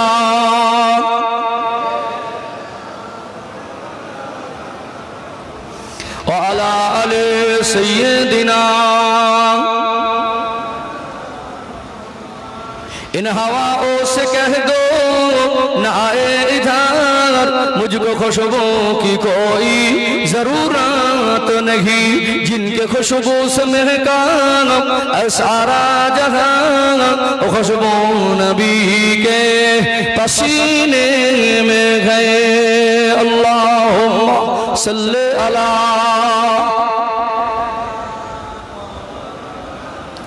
वाला अले सय्यदिना। ओ भाई जानेरा, সোনার মানিক যুবকেরা, আব্বারা মায়েরা, আল্লাহ দয়াময়, আমার আপনার তকদির, আমার আপনার কপাল, আমার আপনার নসিবটাকে অনেক বড় করেছেন। আল্লাহ যদি মনে করতেন অন্য কোন নবীর উম্মত করে পাঠাতে পারতেন, আল্লাহ যদি মনে করতেন কোন মুশরিক বেঈমানের ঘরে পাঠাতে পারতেন, আল্লাহর অফুরন্ত দয়া। আল্লাহ আমাদের কত বেশি ভালোবাসেন, তিনি ভালোবেসে নূর নবী, দয়ার নবী, মায়ার নবী, রহমাতুল লিল আলামিন আমার রাসূলুল্লাহ উম্মত হওয়ার মতো সুযোগ দান করেছে। যে নবীর উম্মত আল্লাহ জান্নাতে যতক্ষণ না যাবে অন্য নবীর উম্মতরা যাবে না। যে নবীকে আল্লাহ পাক সুপারিশের মতো নিয়ামত দিয়েছেন, সেই নবীকে আল্লাহ নিজেই ভালোবাসেন। কোরআনুল কারীমে সূরা আলে ইমরানের 31 নম্বর আয়াত আল্লাহ জানিয়ে দেন, কুল ইন কুনতুম তুহিব্বুনাল্লাহা ফাত্তাবিউনি ইউহিব্বুকুমুল্লাহ। আমার হাবিব আপনি বলে দেন, যারা আমি আল্লাহকে ভালোবাসতে চাই, আমি আল্লাহর ভালোবাসা অর্জন করতে চাই, ফাত্তাবিউনি, তারা যেন আপনার ইত্তেবা করে, আল্লাহ রাসূলের ইত্তেবা করে। এটাই আমার রাসূলুল্লাহ সুন্নাত মোতাবেক জীবন যাপন করা। ফাত্তাবিউনি ইউহিব্বুকুমুল্লাহ। আল্লাহ নিজেই জানিয়ে দেন, হে দুনিয়াবাসী, তোমরা যদি আমার হাবিবের ইত্তেবা করো, আমার হাবিবের কথা মতো চলো, আমার হাবিবের আদর্শ আদর্শিত হও, আমি আল্লাহ দয়াময় তোমাদের ভালোবাসবো। আরো জোরে বলুন, নবী আমার সোনার জবানে বললেন মান আহাব্বানি ফাকাদ আহাব্বাহুল্লাহ, যে ব্যক্তি আমি নবীকে ভালোবাসলো সেজন্য স্বয়ং আল্লাহকে ভালোবাসলো। এক ব্যতিক্রমী ভালোবাসা। একটা মানুষের দুটা চোখ যদি না থাকে, একেবারে যদি অন্ধ হয়, একটা মেয়ে স্বামী হিসাবে তাকে গ্রহণ করতে চাইবে না। পা যদি দুটা না থাকে, মেয়ের মা জামাই হিসাবে পছন্দ করবে না। হাত যদি দুটা না থাকে, মেয়ের বাবাটা ছেলেকে জামাই করতে চাইবে না। ওই মানুষটা যদি নবীকে ভালোবাসে, আল্লাহকে ভালোবাসে, ওই মানুষটাকে আমার আল্লাহ ভালোবাসা দিয়ে দেয়। জোরে বলেন না। দুনিয়ায় আপনার শারীরিক কোনো কমি দেখে, দুনিয়ার মানুষের দরবার থেকে, অফিস আদালত থেকে আপনি রিজেক্ট হয়ে যেতে পারেন, বাদ পড়ে যেতে পারেন। এমন এক নিয়ামতি দরবার, এমন এক রহমতি দরবার, যে নবীর ভালোবাসাটা বাদ যায় না। ওই ভালোবাসাটা রাসূলুল্লাহ গ্রহণ করে বুকে টানে। জোরে বলুন। ওই ভালোবাসা এত দামি, পৃথিবীর মানুষের অন্তরে যদি নবীর ভালোবাসা জায়গা পায়, ওই ভালোবাসাটা আল্লাহ জান্নাতে পৌঁছে দেয়। জোরে বলবেন না। চলুন, সময় তো কম, মানে সাগর থেকে একটু পানি তোলার মতো, যেটা প্রথমে বলছিলাম, অন্তত একটা নিদর্শন তুলে ধরি ভালোবাসা কাকে বলে। আজকে আমরা মদ পান করে ভালোবাসি বলি ভালোবাসা। আর যুবকদের চুল কাটার কাটিংটাকে কোথায়, খেলার প্লেয়ার, একজন খেলোয়াড় চুল কেটেছে, দুই মানে কি বলে এগুলো, এই জায়গাটা কি বলে, কানের যে গলি, দুই গলিটা ফাঁকা করে দিয়েছে, পিছনটা একটু বড় আর সামনে আর একরকম। এটা রুচিবোধ, শ্রেষ্ঠ নবীর উম্মতের রুচিবোধটা এত খারাপ হয়ে গেছে, আমাদের থেকে বিশ্বের মানুষ চমকে যাবে, আমাদের আদর্শ থেকে বিশ্বের মানুষ অবাক হবে, আমাদের আচরণ থেকে বিশ্বের মানুষের মন জয় হবে, তাদের দিল ভিজে যাবে। যারা পৃথিবীর মধ্যে ব্যতিক্রম, এদের জীবনটা অসাধারণ, এদের ভিতরে আদর্শ, এদের ভিতরে আদব। আমরা সেই নীতি আদর্শ ভুলে গিয়ে কোন এক খেলোয়াড় আর প্লেয়ারের মনে আদর্শ থেকে পাগল হয়ে গেছি। কত হাজার হাজার যুবকের চুল কাটার কাটিংটা পুরো পাল্টে গেছে। নবীর ভালোবাসার, নবীকে কষ্ট দেওয়া। একটা বাঁদরকে দেখতে যত ভালো লাগে, তার থেকে ওই চুল কাটার কাটিং দেওয়ার পরে তার থেকে আরো জঘন্য লাগে। আপনার রুচিবোধ এত খারাপ হয়ে গেছে, রাসূলুল্লাহ থেকে বড় আদর্শের মানুষ আপনার জীবন আর কিছু নয়। দুনিয়ার মানুষ, দুনিয়ার নেতাকে অনুসরণ করা যাবে না। একমাত্র অনুসরণ আর অনুকরণের জন্য আল্লাহ তার প্রিয় হাবিবকে পাঠিয়েছেন। আল্লাহ নিজেই বলছেন, লাকাদ কানা লাকুম ফি রাসূলিল্লাহি উসওয়াতুন হাসানাহ, আমার হাবিবের মধ্যে রয়েছে তোমাদের জন্য উত্তম আদর্শ। নবী বলেন, মান তাশাব্বাহা বিকওমিন ফাহুয়া মিনহুম, যাকে যে অনুসরণ করবে তার সঙ্গে তার হাসর হবে। তোমার এই চুল কাটা যদি দুনিয়ার কোনো খেলোয়াড় আর প্লেয়ার অনুসরণ হয়, হাসরটা সেদিন রাসূলুল্লাহর উম্মতের কাতারে হবে না, সেদিন ওই খেলোয়াড় আর প্লেয়ারের কাতারে হবে। যুবকদের বলি, ওটা ভালোবাসা না, নবীকে কষ্ট দেওয়া। ইদানিং অনেক ভাইকে দাড়ি রাখতে বললে বলে চুলকায়, অনেক বাহানা করে বলে আমি বিভিন্ন পরিবেশে মিশি। আবার ইদানিং দেখছি কিছু যুবক সমাজ দাড়ি রেখেছে, এদিক থেকে হাফ ইঞ্চি আর এখানে সে 1 ইঞ্চি। এটা ফ্যাশন। অনেকে চুলকায়, ও প্রমাণ করছে যে আমার চুলকায় বা রাখি অসুবিধা নেই, রাখতে পারি, তবে রাখতে যদি হয় নবীর মহব্বতের সুন্নতে নয়, দুনিয়ার কোনো প্লেয়ার অনুসরণ করে। নবীকে কষ্ট দেওয়া হয় না, নবীকে কষ্ট দেওয়া হয় না। ভালোবাসার নিদর্শন যদি বলি, সাহাবাদের জীবন থেকে এরকম রাতকে রাত পার হয়ে যাবে না। একটা নিদর্শন তুলে ধরি, আমরা তো মানি, আর সাহাবাদের মানার মধ্যে পার্থক্যটা একটু ক্লিয়ার হয়ে যাবে ইনশাআল্লাহ। জাস্ট 5-7 মিনিট, অসুবিধা আছে? একটু ক্লিয়ার করি ইনশাআল্লাহ। এটা শেষ পর্ব, এটা শেষ পর্ব। আমি চাইলে খুব করুণ করুণ কিছু ঘটনা একেবারে সুন্দর করে বলতে পারতাম, আমি পারি, কিন্তু কি হবে জানেন, কিছু শিক্ষিত মানুষ, কিছু মানুষ এই ঘটনাগুলো, বিশেষ কিছু নাম করা মশহুর ঘটনা সব বক্তাই বলে, কিন্তু আমি যে কটা কথা বলেছি তথ্যমূলক, যে কটা কথা বলেছি নবীর জীবনের ব্যতিক্রমী এক গবেষণামূলক আলোচনা আমি তুলে ধরার চেষ্টা করেছি। অজের তো কোয়ালিটি অনেক রকম আছে, আমি আপনাদের মন জয় করার জন্য বলি না। আজকে যুগ সন্ধিক্ষণে, আজ গোটা পৃথিবী যখন টেকনোলজি হাতের মুঠোয় ব্যবহার করছি, এক প্রান্ত থেকে আরেক প্রান্তের খবর বিভিন্ন জায়গায় পৌঁছে যাচ্ছে, এই রকম সময় আমার নবীর জীবনের গুরুত্ব মহত্ব মানুষের কাছে পৌঁছে দেওয়া দরকার আছে না নেই? আছে না? নবীর শুধু ভালোবাসার কথা ঘটনা বললে তো সেই প্রকৃত শিক্ষা আর সেই ঈমান আর আমল মজবুত হবে না। এই জন্য ঈমান আমল যাতে কমজোর না হয়ে যায়, আর দুর্বল থেকে যাতে সত্যিকারে প্রকৃত ঈমান আমলে সবল হয়ে ওঠে, সেই জন্য আমি একটু তথ্যমূলক আলোচনা করার চেষ্টা করেছি। লাস্ট পয়েন্ট, ও ভাই জানেরা, সোনার মানিক যুবকেরা, আব্বারা মায়েরা, ভালোবাসা দাবিটা আলাদা, আর প্রকৃত পক্ষে ভালোবাসাটার মধ্যে পার্থক্য আছে না নেই? আল্লাহ নবীকে সাহাবায়ে কেরামের কি পরিমাণে ভালোবাসতেন, একটা নিদর্শন তুলে বললে অবাক হয়ে যাবে। নবী আমার সোনার জবানে বললেন, আল্লাহ নবী জানিয়ে দিলেন, নবী স্পষ্ট করে পৃথিবীর মানুষকে বলে দিলেন, আমি রাসূলুল্লাহ তোমাদের জানিয়ে দিলাম, আসহাবিকান নুজুম বিআইয়িহিম ইক্তাদাইতুম ইহতাদাইতুম, আমার এক একটা সাহাবা নক্ষত্রের সমতুল্য, কোন একজনকে যদি দেখো হেদায়েত পেয়ে যাবে। জীবনটা কেন নবী নক্ষত্র বলেছেন একটুখানি মিলিয়ে দেখেন। আল্লাহ নবী বসে আছেন, এমন সময় আমার রাসূলুল্লাহর কাছে কয়েকজন আসলেন, আমার নবীর কাছে একটা সমস্যা নিয়ে হাজির হলেন। ইয়া রাসূলুল্লাহ, ইয়া হাবিবাল্লাহ, হুজুর আপনার কাছে একটা সমস্যা নিয়ে এসেছি। একজন ব্যক্তির নাম হলো আবু লুবাবা, আর একজন এতিম বাচ্চার সীমানা, আর আবু লুবাবার সীমানা জমি জায়গা সীমানা নিয়ে একটু সমস্যা হচ্ছে। আপনি আবু লুবাবাকে বলে দেন, একটা সীমানায় খেজুর গাছ পড়েছে, ওই খেজুর গাছটা যদি দিয়ে দেয় তাহলে কি হবে? খেজুর গাছটা দিয়ে দেওয়ার কারণে সীমানাটা সোজা হয়ে যাবে। হয় না? এটা সোজা পজিশন ভাগ করলে কি হয়? ভালো হয়। একটা গাছ আছে বলে আমি দেবো না, এখান থেকে ব্যাক করে কোনা মেরে ঘুরিয়ে আবার কোনা মেরে আবার যাও, গাছটা আমার ভাগে থাকবে। মাঝে মাঝে জেদ ধরে না? মাঝে মাঝে জেদ ধরে না? কিছু মানুষের মানে মনটা বেকার, জিলাপির মতো আড়াই পেস, বুঝতে পারছেন না? জায়গা ভাগ করেছে, ভাই ভাই, ভবিষ্যতে ছেলে বলে নাতি পোতারা ওর পাঁচিল দিয়েছে, ওর পাঁচিলের মোটরসাইকেল ঢোকে না, আছে না নেই? একটা গাছ পড়েছে, আমিনকে বলছে আমি লেগেছিলাম দেবো না, ওটা ঘুরা। ও যখন বলছে ও যখন লাগিয়েছিল ঘোরাচ্ছে, তো আমি ঘুরে দেই। 4 কোনা জায়গাকে 7 কোনা 8 কোনা করা আছে না নেই? আছে না নেই? নবীকে বলছে হুজুর এই খেজুর গাছটা যদি ছেড়ে দেয় তাহলে সোজা হয়ে যায়। আল্লাহ নবীর কাছে যখন বলে দিচ্ছে না, রাসূলের কাছে এসেছেন।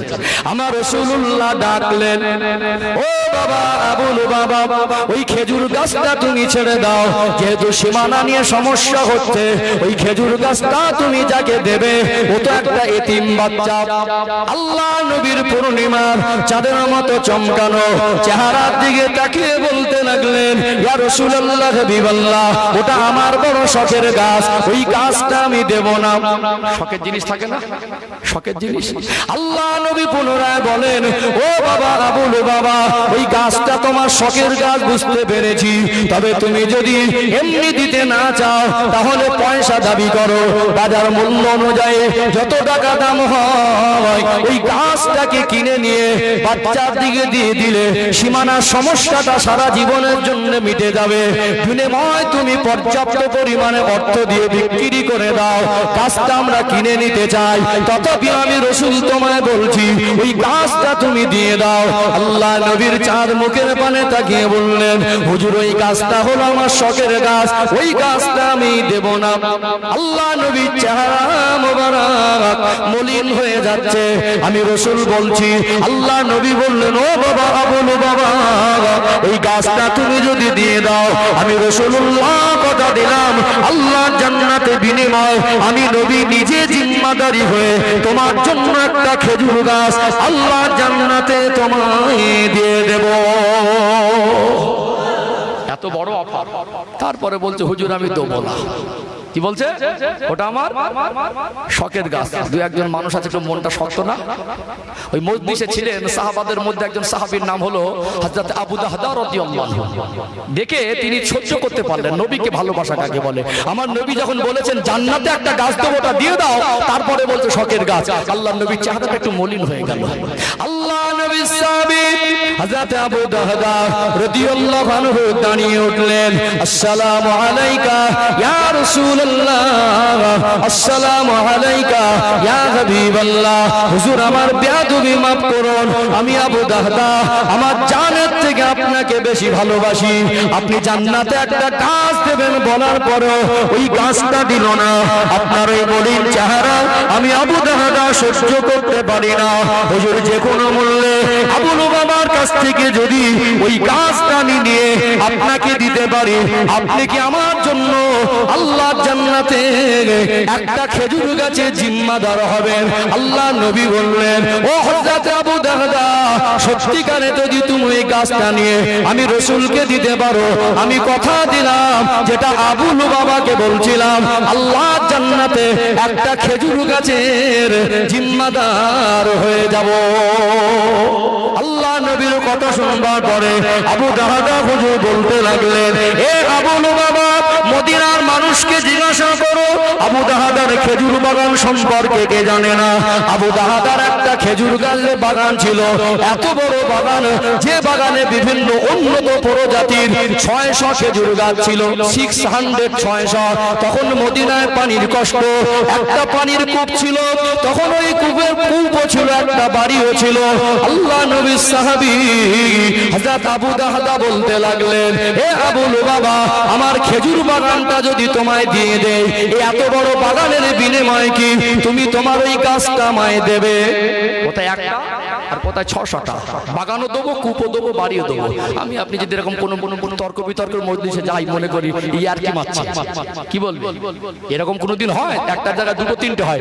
600 গাছ দেবে, বাগান দেবে, বাড়ি দেবে, পুকুর দেবে, সব দিয়ে দেবে, মানে কূপ দেবে। তো বলে তুমি কি বলছো? বলে কথা দিচ্ছি। বললো ঠিক আছে, তুমি কিরকম কথা দিচ্ছ তো দিয়ে দাও, আমি তোমার গাছ দিয়ে দিলাম। আল্লাহ নবীর মজলিস থেকে উঠে গেলেন, হুজুর একটু সময় দেন, ওই বাগানটা যেহেতু খালি হয়নি, বাগানের ভিতরে ঘরে তার বিবি ছিলেন, ঘরের কাছে চলে গেলেন, বাগানে আর প্রবেশ করেন না, বাগানের বাইরে থেকে ডাক দেন, ও উম্মে দাহদা, ও আমার বিবি, বেরিয়ে আসেন, বেরিয়ে আসেন।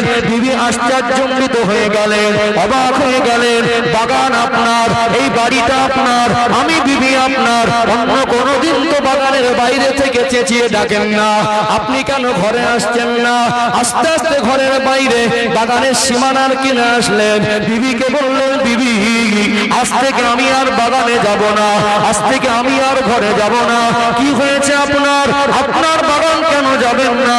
বললো, বাগান তো আজ থেকে আমার নেই, এই বাগানটাকে আমি বিক্রি করে দিয়েছি।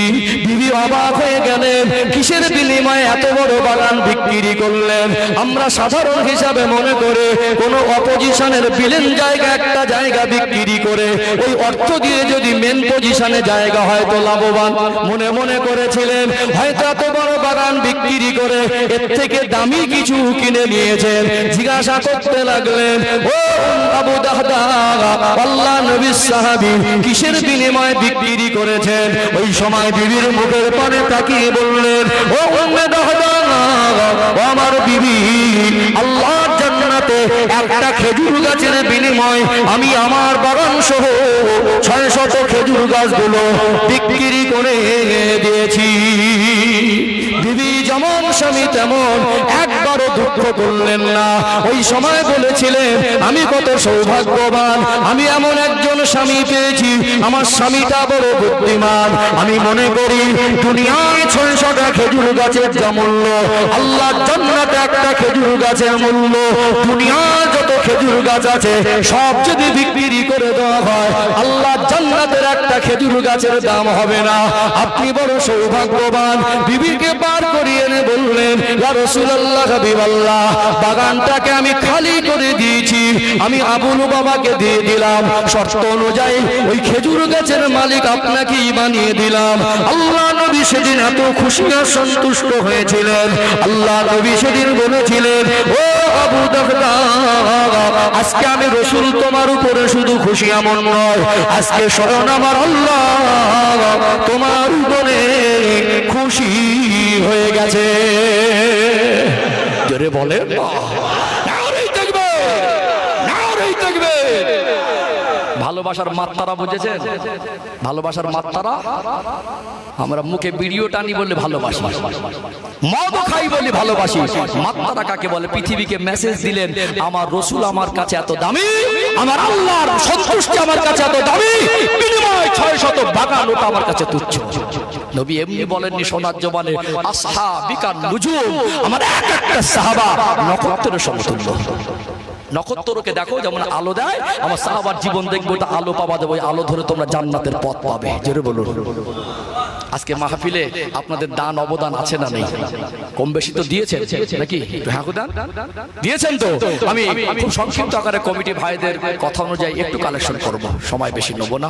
তবে যে পরিমাণে কষ্ট আপনারা করেছেন, আজকে এত মানুষ চাতক পাখির মতোই প্রচন্ড গরমে যেভাবে বসে আছেন, আমি বিশ্বাস করি এটা নবীর ভালোবাসা। আমার জায়গায় অন্য কেউ থাকলে বসতেন, এখানে আমিও ফ্যাট না, আপনিও ফ্যাট না, এখানে শুধুমাত্র নবীর মহব্বত এসেছি। এই মহব্বত যেন আল্লাহ কবুল করে নাজাতের ওসিলা করে দেন। বলেন আল্লাহুম্মা। আমিন। খুব সংক্ষিপ্ত আকারে যে দান তোলার আগে 3টে পয়েন্ট বলি, 2 মিনিট সময় লাগবে। 1 নাম্বার পয়েন্ট, দান করা কঠিন নয়, দান করলে কমে না, বিশ্বাস তৈরি করা কঠিন। আরেকবার বলবো, ভালো করে খেয়াল করেন, দান করা কঠিন নয়, দান করলে কমে না, বিশ্বাস তৈরি করা। কি গো, দান করলে আল্লাহ বরকত দেয় না? একটু হ্যাঁ দেন না। টাকা তখন চাইনি, চাওয়া শুরু করি তখন মন খারাপ করবেন, যা করবেন। দান করলে আল্লাহ বরকত দেয় না? একটু হ্যাঁ দেন, দেয় তো। তাহলে দান করা কঠিন না, যে বরকত দেয়, বিশ্বাস তৈরি করা কঠিন। যদি বিশ্বাস তৈরি হতো তো দান করা সহজ হতো। দ্বিতীয় কথা, বড় দানি হতে গেলে অনেক দিতে হয়, ভুল কথা। আমরা বোঝার চেষ্টা করি, 2 কোটি টাকার মালিক সে 2 লাখ টাকা দিতে পারবে না। একজন 2 কোটি টাকার বা 200 কোটি টাকার মালিক, সে 2 লাখ টাকা দিতে পারবে না। 2 লাখ টাকা দিল আল্লাহর জন্য। আর একজন মানুষের কাছে মাত্র 2000 টাকা আছে, মাত্র 2000, 2 লাখ দেবে কোথা থেকে? ও চাইলে 20 টাকা দিতে পারবে? হ্যাঁ দেন না, 20 টাকা দিতে পারবে না। এর 20 টাকা দিচ্ছে কিসের জন্য? নবীর মহব্বত আর আল্লাহ সন্তুষ্ট অর্জনের জন্য। ও 2 লাখ টাকা দিলেন কিসের জন্য? নবীর মহব্বতে আর আল্লাহ সন্তুষ্টি অর্জনের জন্য। যদি অন্য কোনো মকসদে দেয় তো 2 লাখ টাকাও 1 পয়সা উপকারে আসবে না। দিতে হবে আল্লাহর রাস্তায়, কার সন্তুষ্টির জন্য? আল্লাহ, নবীর মহব্বতে আর আল্লাহ সন্তুষ্ট অর্জনের জন্য। এখন বলুন যে 2 লাখ টাকা দিয়েছে, 2 লাখ টাকার বিনিময়ে পেল কি? আল্লাহ সন্তুষ্ট, নবীর মহব্বত। ঠিক তো? যে 20 টাকা দিয়েছে ও কি পেল? ও আল্লাহ সন্তুষ্ট আর নবীর মহব্বত। এটাই পার্থক্য, ভালো করে বুঝুন।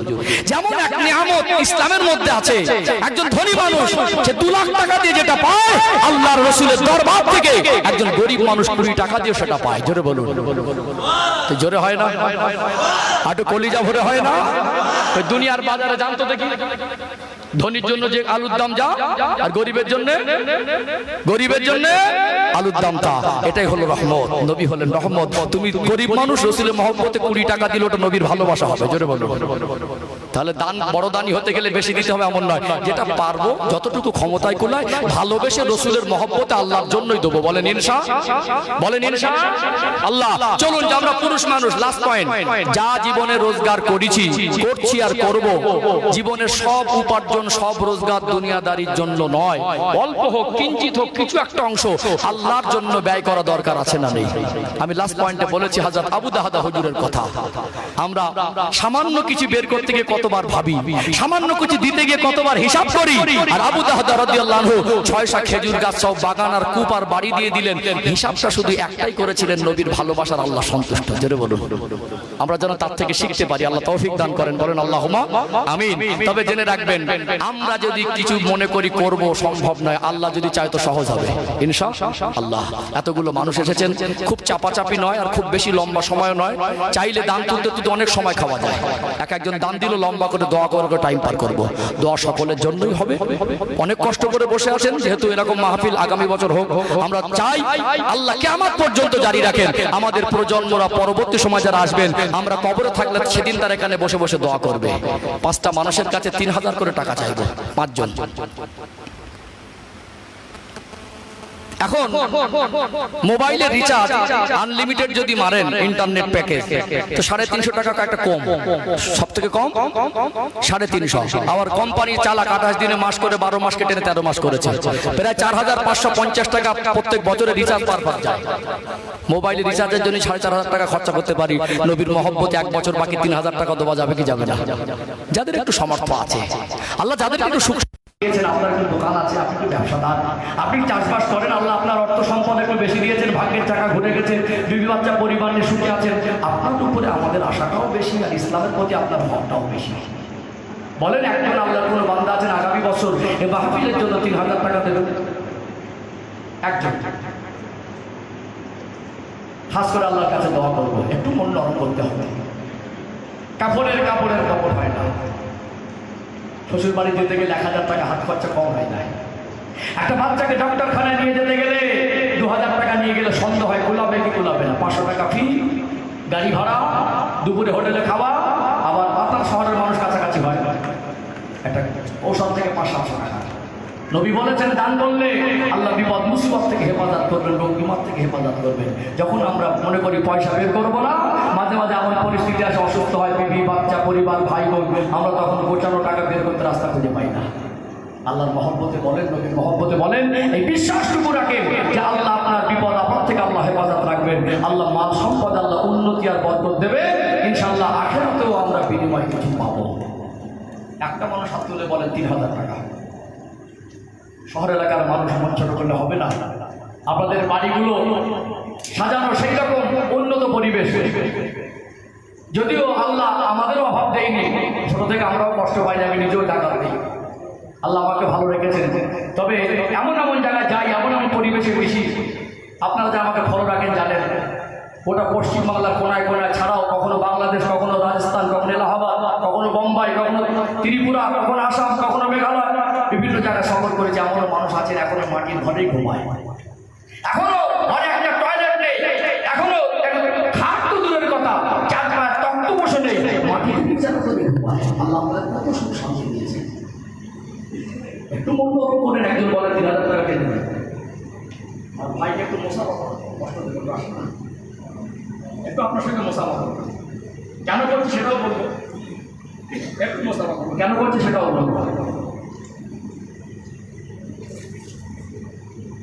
আর যাবে একটু পানিটা ভাইজান একটু আমার কাছে একটু পানি খাচ্ছি। কি নাম ভাই? জান মোহাম্মদ মোল্লা। আমি ভাইকে দেখে একটু কষ্ট দিলাম, যেহেতু আমি এখান থেকে উঠে গেলে কষ্ট হবে, মানে পরিবেশ নষ্ট হবে না, উঠে যেতাম। আপনারা মনে করছেন হয়তো হুজুর খুব ভালো মানুষ, হুজুরের হাতে হাত দিয়েছেন, উনি ভীষণ ব্যাপার না। আমি ওনার হাতে হাত দিয়ে ধন্য মনে করছি এই জন্য এত মানুষের মধ্যে আজকে তাদের সূচনাটা আলো ওনাকে দিয়ে করা যায়। কথা মনে করতে পারছেন না, টাকা তো অনেক লোকের আছে, টাকা দিনে রাস্তায় খরচা করার মতো মানসিকতা কজন আছে? আমার এই ভাই জান মোহাম্মদ মোল্লা, উনি যে 3000 টাকা দেবেন, আমার কি আসছে খাওয়া হবে না? সাবধান দান করবো তো, ওই যে সময় যেমন যাবে সে মন খারাপ হয়ে যায়, মন খারাপ পয়সা খাওয়া হবে না। একটু বলি আপনাকে, এই যে আমার ভাই জান মোহাম্মদ, তিনি 3000 টাকা দিলেন, এনার কি খাওয়া হবে না? আল্লাহকে না খাইয়ে রাখবেন? এই যে মন, উনি যে ত্যাগ করেছেন, এই ত্যাগটাই তো বড় জিনিস। আল্লাহকে খুশি করতে গেলে, নবীর মোহাম্মদ করতে গেলে কিছু ত্যাগও করতে হয়। আমার ভাই যে 3000 টাকা দিলেন, খুশি না বেদার? তারা কারা খুঁজে হাত তোলেন, টাকা না দেন, একটু তকবীর দেন, দোয়া দেন, আল্লাহ চাই তো তার দোয়া সে দিয়ে দেবে। কোন টাকাদের পেঁয়াজ হাত তোলেন তো, আমরা খুশি না? যাদের সূচনা হবে খুশি না, হাত তোলেন সবাই, তকবীর দেন, না রেখে দিবি, আরে একটু জোরে জোরে আওয়াজ দেন, না রেখে দিবি, না রেখে দিবি। আমাদের সম্মানিত জান মোহাম্মদ ভাই বলুন জিন্দাবাদ, আর আওলাদ বলুন জিন্দাবাদ। আল্লাহ পাক 3000 টাকা দিয়েছেন, জোরে বলেন মারহাবা। আমাদের জান মোহাম্মদ ভাই 3000 টাকা দিলেন, জোরে বলেন মারহাবা। আল্লাহ কবুল করেন, বলেন আল্লাহুম্মা আমিন। নারে তাকবীর, নারে তাকবীর। আল্লাহ যেন কবুল করেন। আল্লাহ জান মোহাম্মদ ভাই হায়াতে বরকত দেন, কত কষ্ট করে, কত মেহনত করে রোজগার করে, আল্লাহ